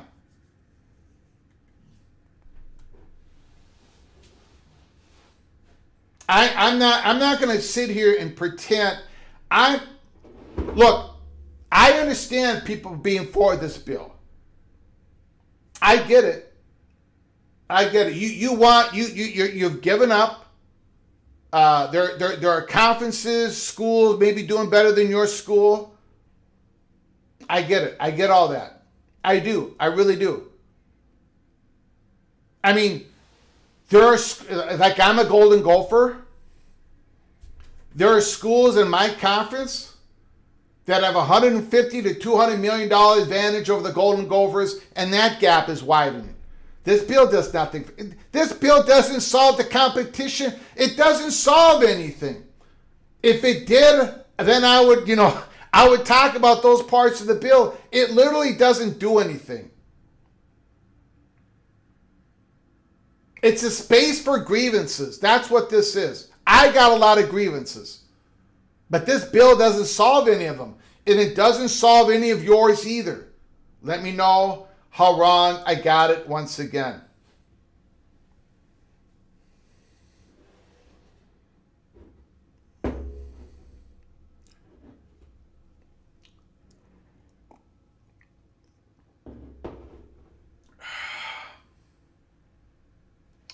What are we doing? Okay, hold on here.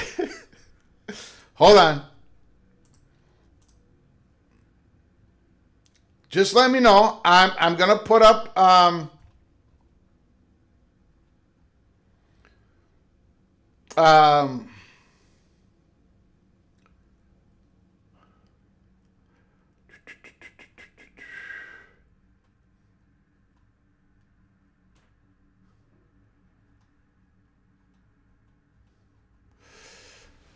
okay. Let me go to a super chat here. Very kind super chat from Sun Devil Cope. $5 holler. $5 holler. We're going to get to your phone calls. We're going to get to your comments. I'm going to highlight the comments that absolutely say that I don't know what the hell I'm talking about, because that's what we do here. I'm fine with that. Sun Devil Cope.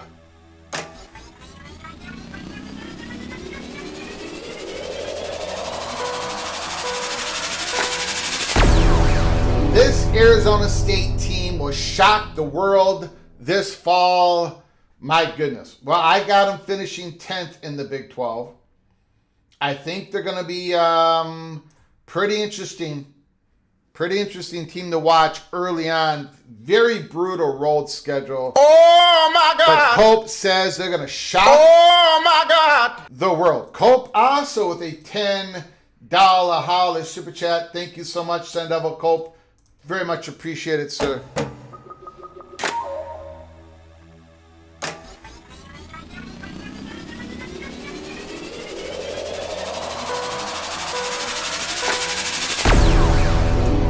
This bill is communism and looks to penalize two well-established institutions of the SEC and the Big Ten.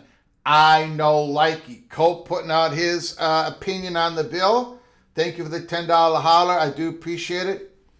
I don't know. Again, a lot of people are using the phrase communism, socialism, capitalism. I don't know. I mean, I have not used those words. I'm not going to use those words. I have been called a socialist on this program because I'm for a cap. Or a soft cap, a luxury tax. I've talked about it. And I've been called a socialist because that's not capitalism. But I also say, in team sports, the product is the competition. So I think I am a capitalist by wanting to have better competition. And I think that draws eyeballs. Like the NFL has a cap. NBA has a soft cap. Major League Baseball is trying to get a cap because their competition is, and their value is going because there's no competition. And I've been called a communist, a socialist, and I'm not either of those things. So the problem is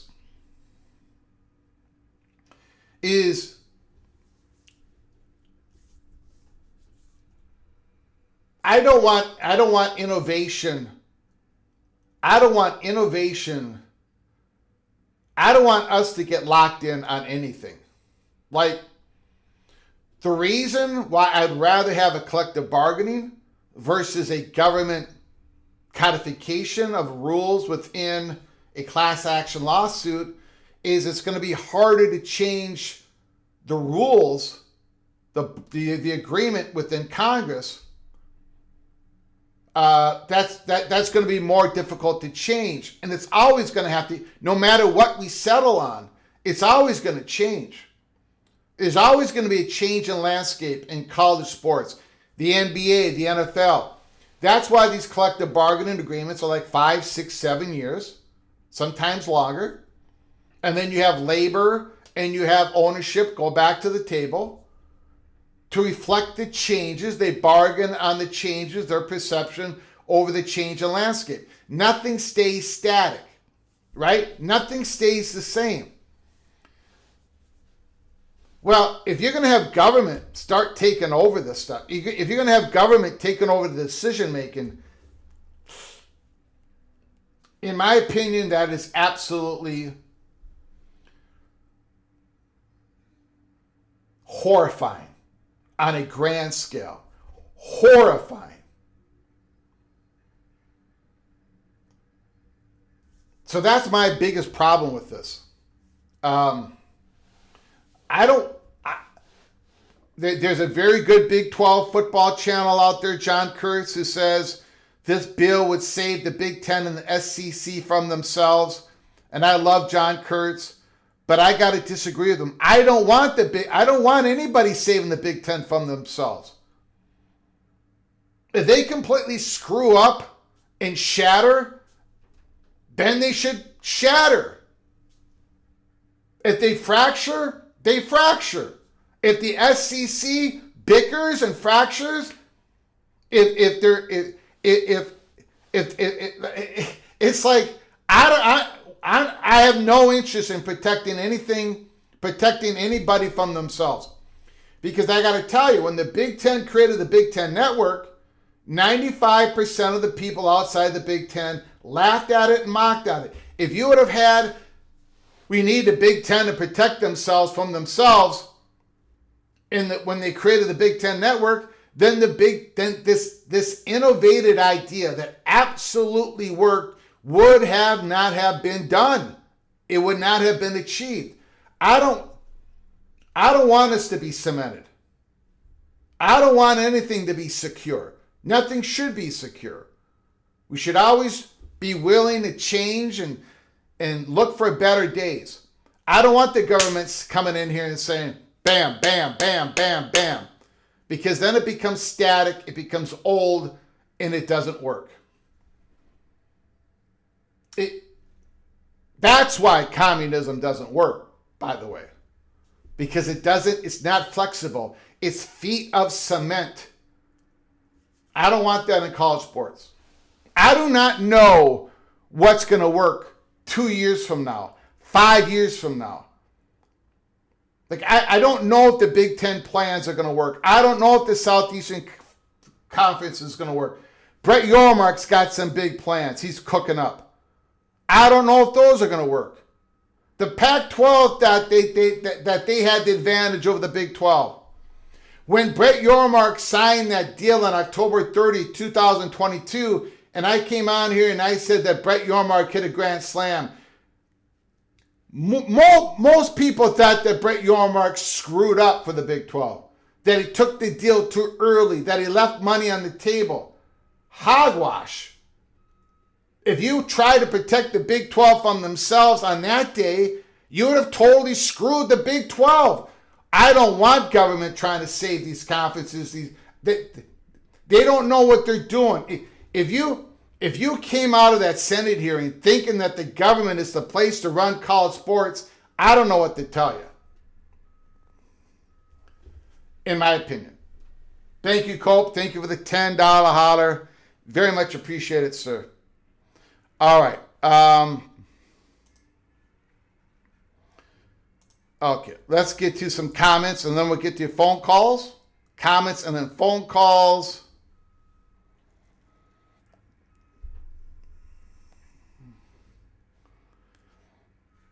Ed Cook, I swear people on this board would have been rooting for John D. Rockefeller and Standard Oil as opposed to Teddy Roosevelt back in the day.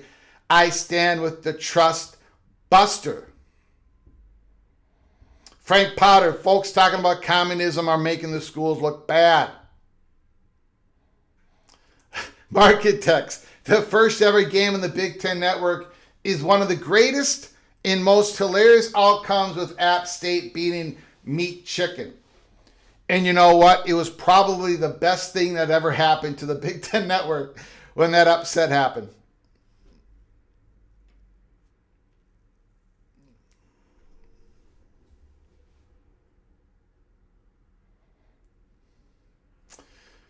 MBM, communism is state-controlled everything. Socialism, you're allowed to earn a wage, pick your job, get promoted. I don't believe you know what you're talking about at all. Utah, Stan.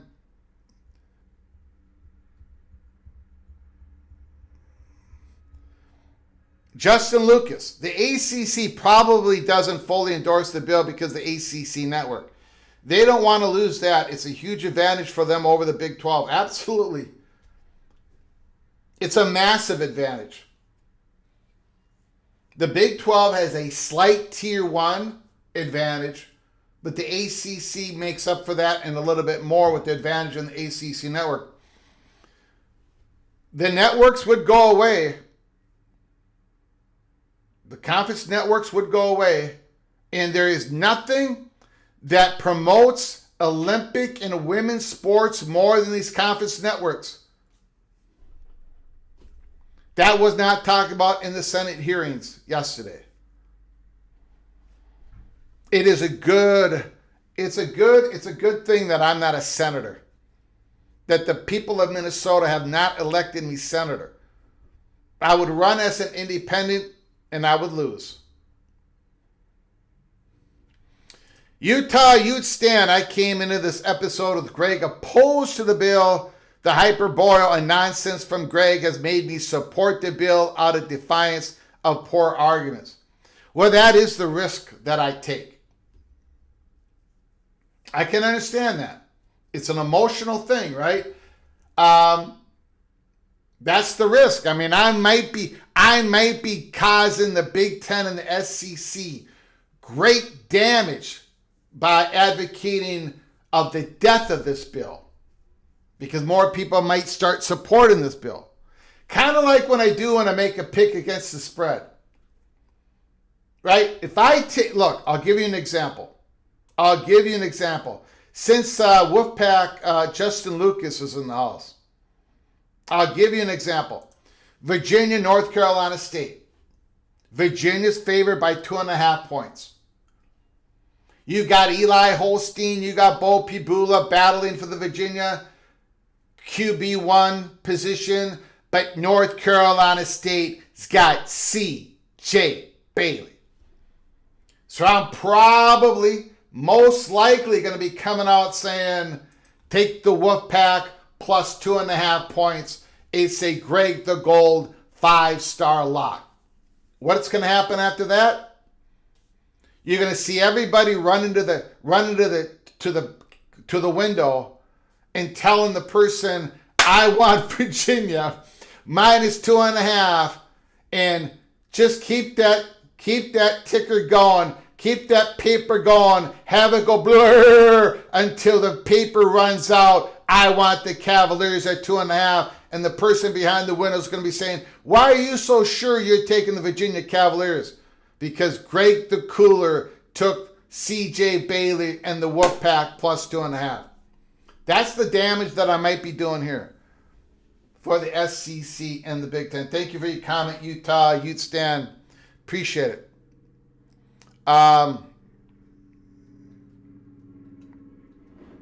More people supporting this bill, not because of you, Greg. Cal Bear is pretty obvious. This bill comes from Cody in the Big 12. Nothing to lose. Preston from Greensboro. If Jesse the Body can win, so can Greg the Gold. I've told all of you that story. Does anybody remember the story of the day that Jesse Ventura won the governorship and what I was doing that day? Does anybody remember what I was doing that day?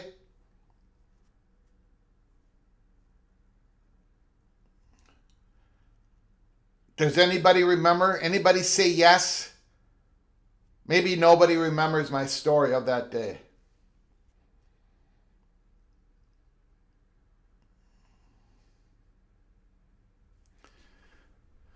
All right, Justin Lucas, let me cover it. Hold on. Does anybody have a DM on it? Can somebody DM me on it?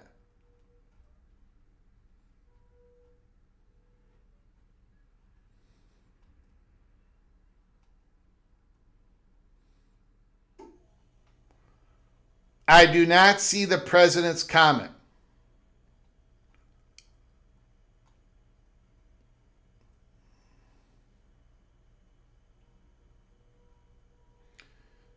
All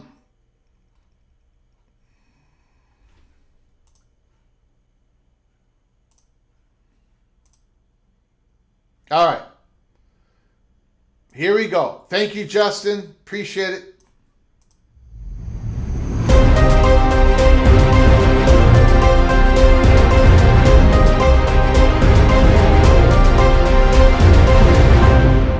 Breaking news. The President of the United States, Donald J. Trump. College sports, a great American institution that produces our many athletes, leaders, and Olympic dominance, is a total mess. And everyone is saying it must be fixed. After unending lawsuits and crazed rulings, there are virtually no limits anymore. And soon most colleges won't have sports because each and every one of them will be bankrupt, never to be heard from again. Women's sports and Olympics itself are in the most danger with this catastrophic situation. College sports are turning into pro sports, except with absolutely no rules. A result no one wants. University presidents, conference commissioners, student athletes, coaches, and athletic directors all complain to me that it has become a disaster after years of no action, and that schools were losing hundreds of millions of dollars a year. They compared it to a freight train that can't be stopped. That is why a few months ago I convened a roundtable bringing together a world-class team from some of the best sports executives, student athletes, and political leaders in our country. The goal was to find a bipartisan solution to fix the problem. Based on these meetings and the expertise of the leading authorities, I signed an executive order, but I always said that the best solution was to get a bipartisan act on Congress to my desk in order to save a long and embarrassing road through hell for these institutions. I'd like to thank Senator Ted Cruz, Eric Schmidt, Maria Cantwell, and Chris Coons, among others, for introducing the Protect College Sports Act. This law resolves many of the most urgent issues challenging our universities and student athletes, stops the chaos, and most importantly, it may be our last chance to save college sports and college themselves before it's too late. The House has worked long and hard on this issue as well. I am very grateful to Speaker Mike Johnson and Leader Still Scale, whatever his name is, for their work to fix this very major problem. I urge the House and the Senate to come together to pass the final bipartisan law that I can sign this summer and reflects the views and the input of both chambers. We have to save college sports. Thank you for the attention to this matter, President Donald J. Trump. There it is, ladies and gentlemen. Thank you, Justin Lucas, for giving me the heads up. I very much appreciate it, sir. Always keep your head on a swivel during these live shows here at Peek Around the Corner. So, President Trump has weighed in. He supports the bill. It saves college sports. It saves college sports. Elliot Howard. That's his answer. Mohr Simmons. That's his answer. Jay Chapman. That's his answer. We've got Kenneth Maynard. Thank you for the $5 holler, Kenneth Maynard. Very kind of you, sir. Super chat.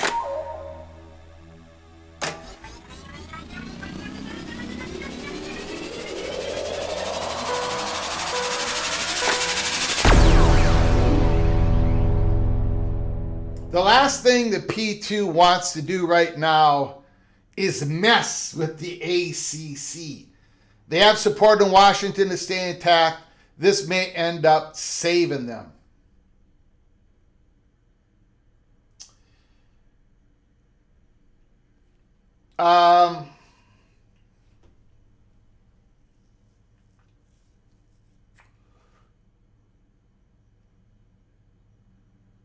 Okay.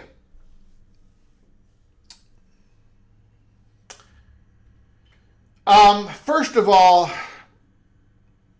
let's actually talk about the bill. Thank you for the $5 holla, Kenneth Maynard. I'm going to talk about your super chat here in a moment.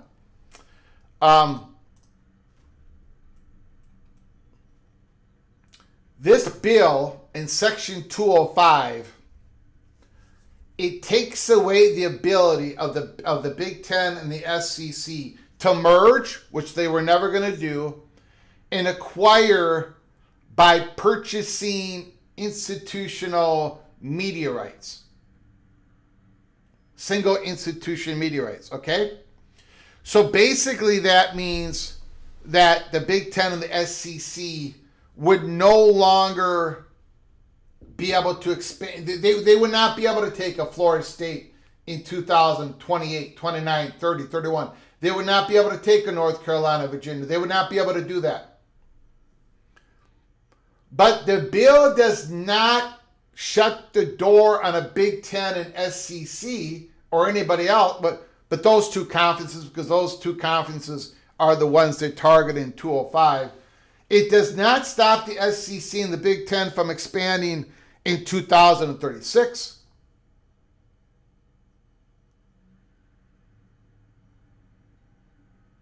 Because schools will no longer have their media rights owned by the ACC in 2036.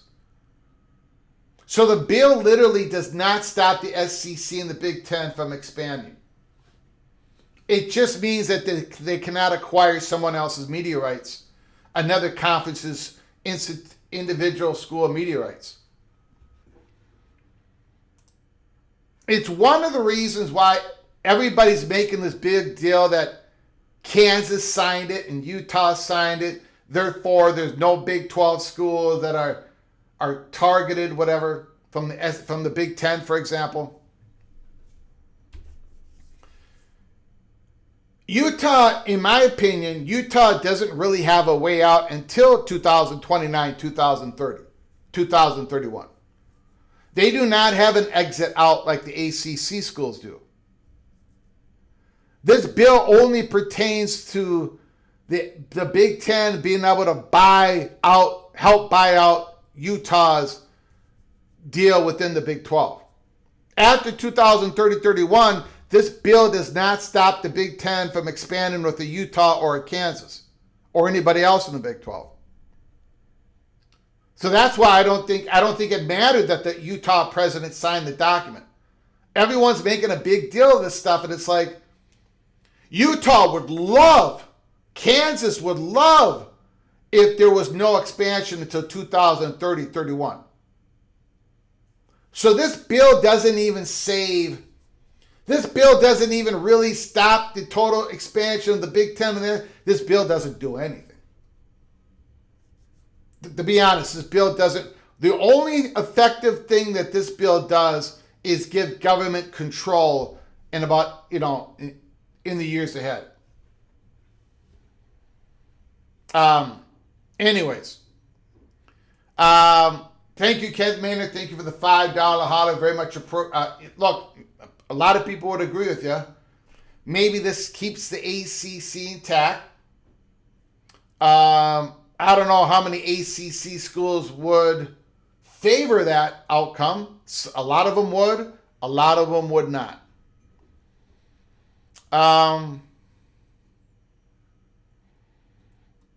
Okay. I'm going to make sure I got everybody here. Hold on. We're going to go to your phone calls. I do want to thank Ricky Tungate, Christopher Hooter, $2 holler. I don't even know if I saw that. Sorry, Purple and Gold, Christopher Hooter. Did I go over this one or not? I don't think I did. I apologize, Mr. Hooter. If you're still listening, I truly apologize. At some point, Congress summons Sankey and Petiti. I don't know. I would love to hear that though, but I don't know. Thank you, Christopher Hooter. Thank you for the $2 holler. I very much appreciate it. OPD Don, thank you. Eva Badger, Kenneth Maynard, Eva Badger, Preston from Greensboro, Cope, and Kenneth Maynard, thank you for your generosity so very much. Let's get to your phone calls. We finally got to the phone call. 763-260-1333. 763-260-1333. Give us a call. Let me know your thoughts.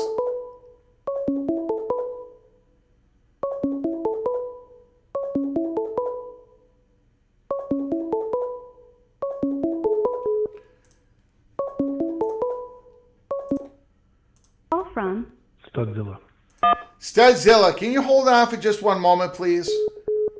Sure.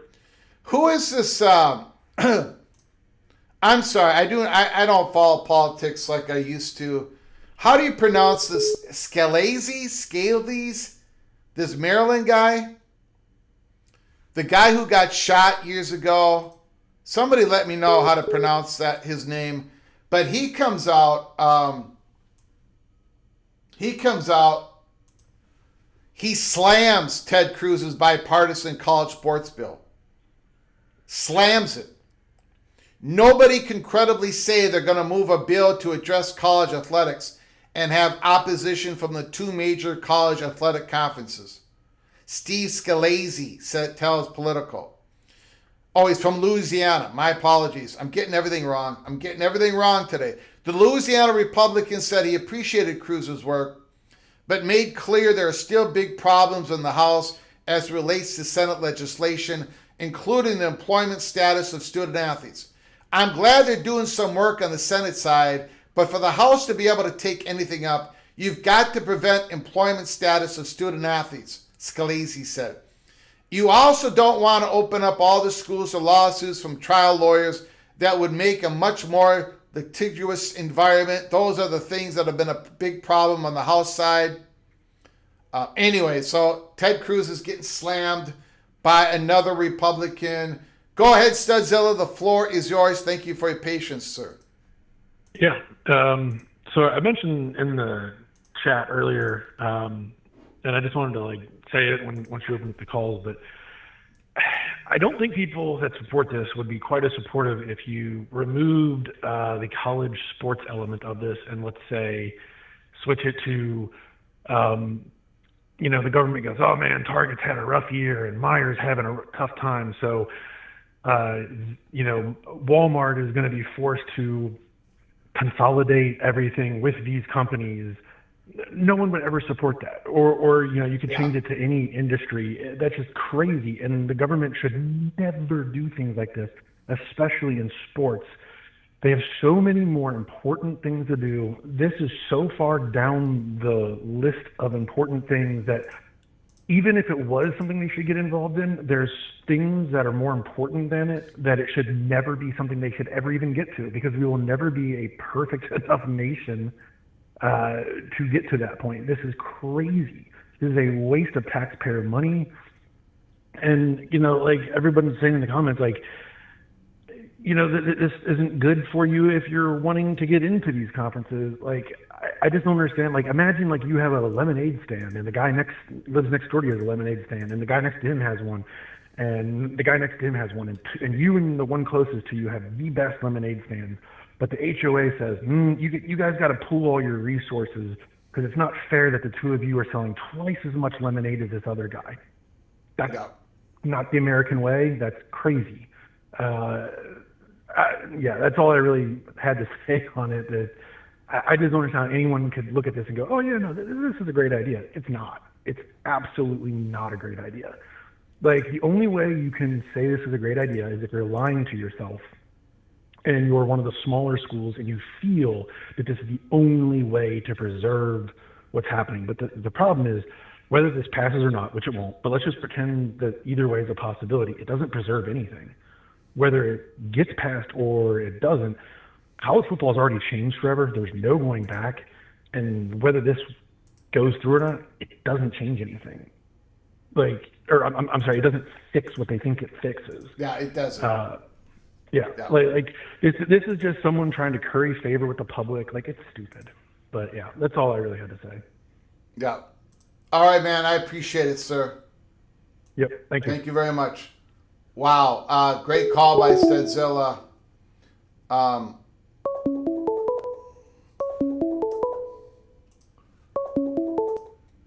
from Evil Badger. Evil Badger, can you hold on for a moment, please? Yes. I do appreciate it. We didn't even clap for Stedzilla here. We got to clap for him. Great call. Absolutely great call.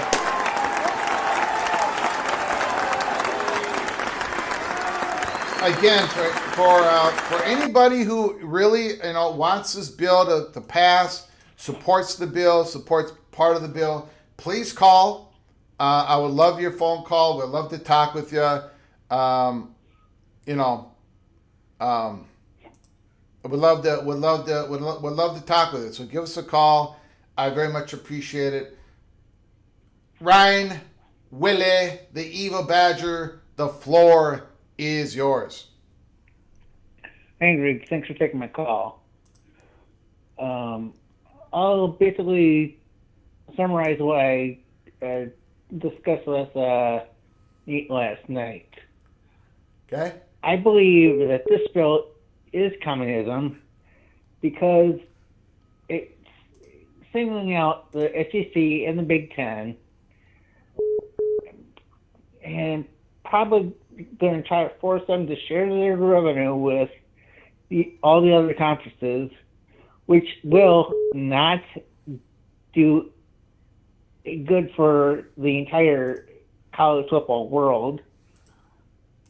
It will probably reduce the amount of sports that schools will have because everyone's going to want to do football, and some colleges won't even have football in 5 to 10 years.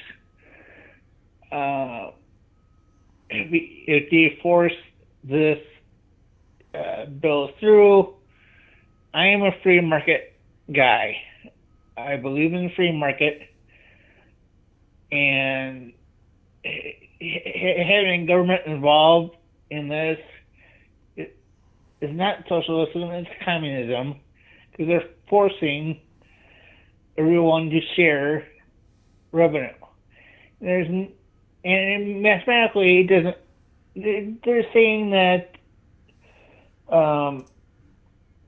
they eventually increase everyone's revenue. It won't. It doesn't. The math doesn't work. And I told Nate within 5 to 10 years, a lot of schools will drop football and other sports, decreasing the amount of student athlete participation in college sports, reducing the amount of people that make it to the professional leagues. That's why I'm against it. Okay. All right. Anything else, Ryan Willa? Still feeling optimistic about your? Are you still feeling optimistic about your Wisconsin Badgers this year?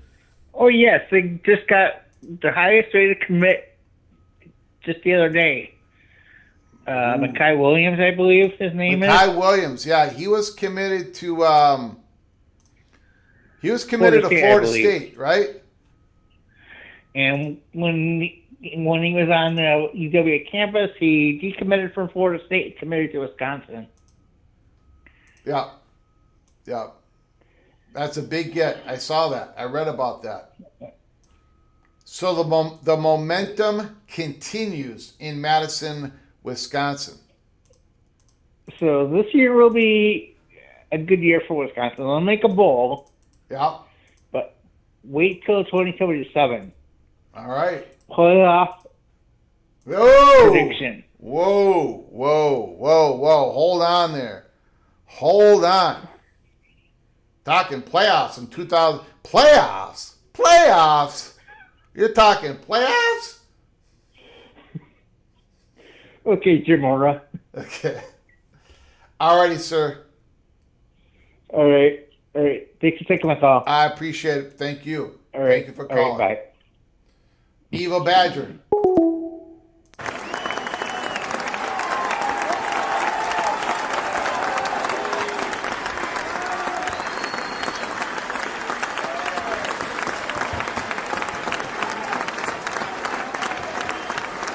Here at PATC.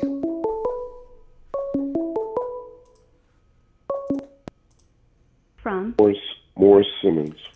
Mohr Simmons, can you hold on for just one moment, please? Yes. I appreciate it very much. Here at PATC, we have given a gift membership to Michael Joseph Murray, Dan Ragu, Battlestrap, Dustin Flaneur, and Anthony Mazzano. All 5 of you are now officially knighted Cloak and Dagger.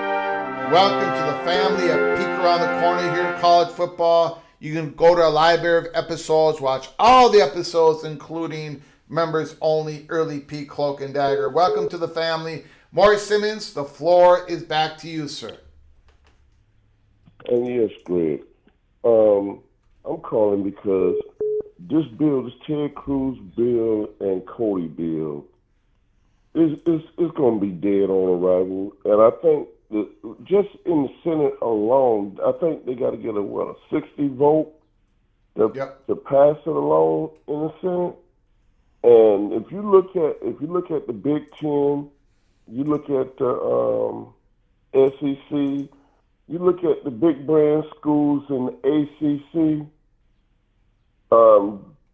them schools, them states, and them senators, they're gonna be a thumb down on this bill.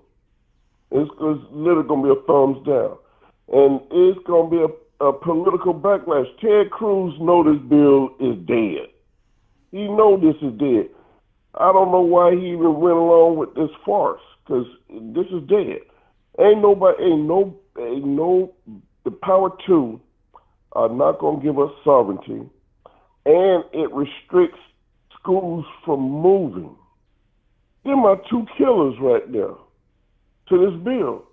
You can't restrict schools from moving where they want to go.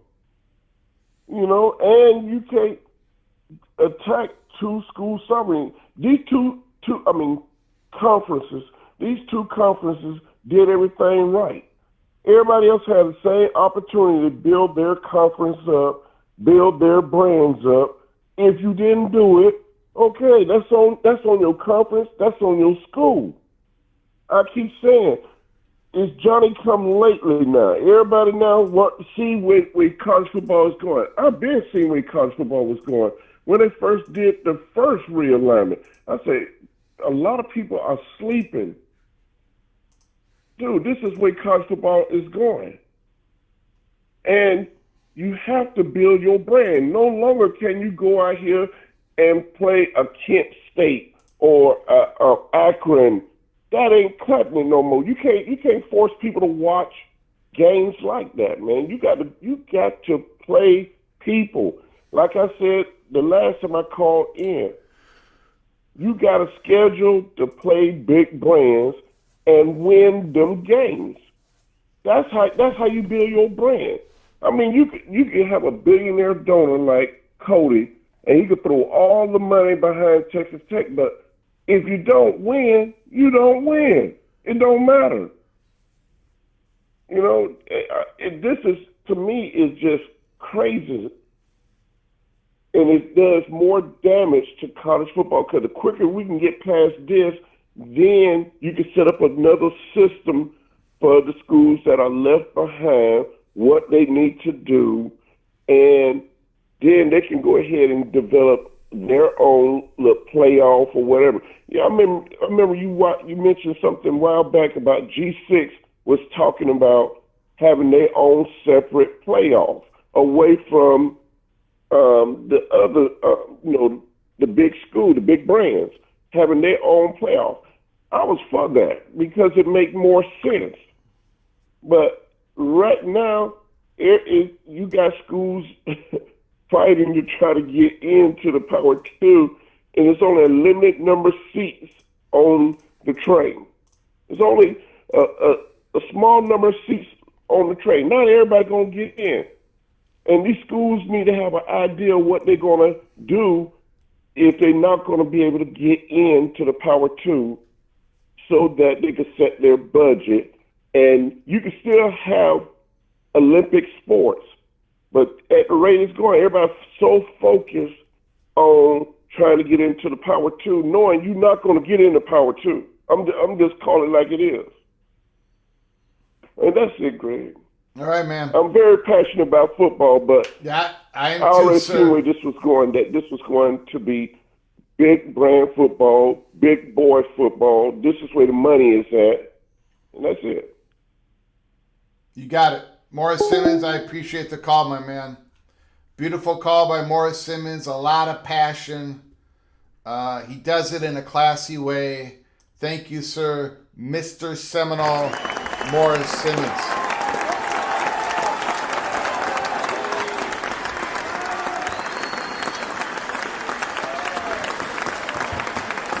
Okay, we've been on the air for 2 hours and 21 minutes. There's a very good chance that we're going to come back on later tonight. If there's any news coming out of the meetings with Ted Cruz and Petiti and Sankey. And then I want to open up the lines. It will be more of a open line Thursday night show if some news comes out. And I think there will be some news coming out. We're not going to have another... if we do a live show tonight, we're not going to have another spotlight. We do one a day. Today was the Arizona State Sun Devil spotlight. Cutter Boley, the quarterback coming from Kentucky.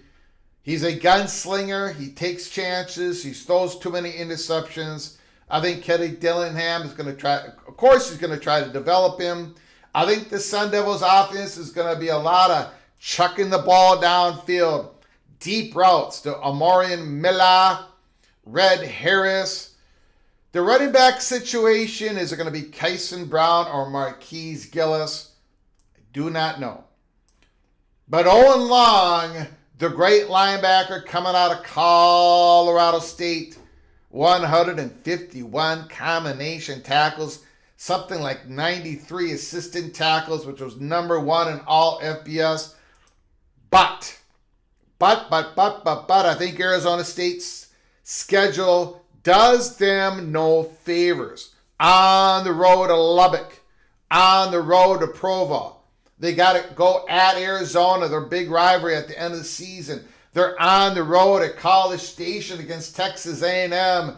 The schedule is going to be road weary, brutal football schedule for the Arizona Sun Devils. But again, this has been your spotlight of the Arizona State Sun Devils. If you missed it, go back and watch it. Tomorrow we're going to do school team number 42. Number 42. I do want to thank Ricky Tungate, Christopher Hooter, OBD Dunn, Eva Badger, Kenneth Maynard, Eva Badger, Preston from Greensboro, Sun Devil, Sooner, Cope. Thank you so much for your generosity. Thank you so much, ECU Pirate Kenneth Maynard, who does a great job at talking about the other side of the coin. He's in favor of the bill. He rises up and supports G6. Thank you so much, Kenneth Maynard. Very much appreciate you.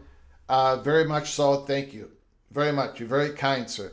I do want to thank everybody in the comments section who's given their comments and the great phone calls that we got.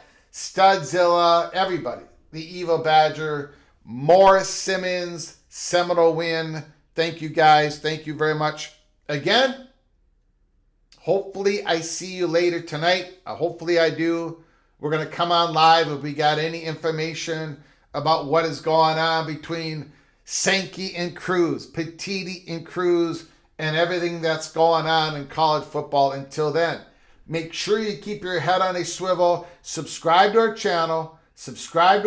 Ring that notification bell before you leave. Smash the like button. Until next time, later tonight, from all of us at PATC, to all of you, please, you all take great care of each other.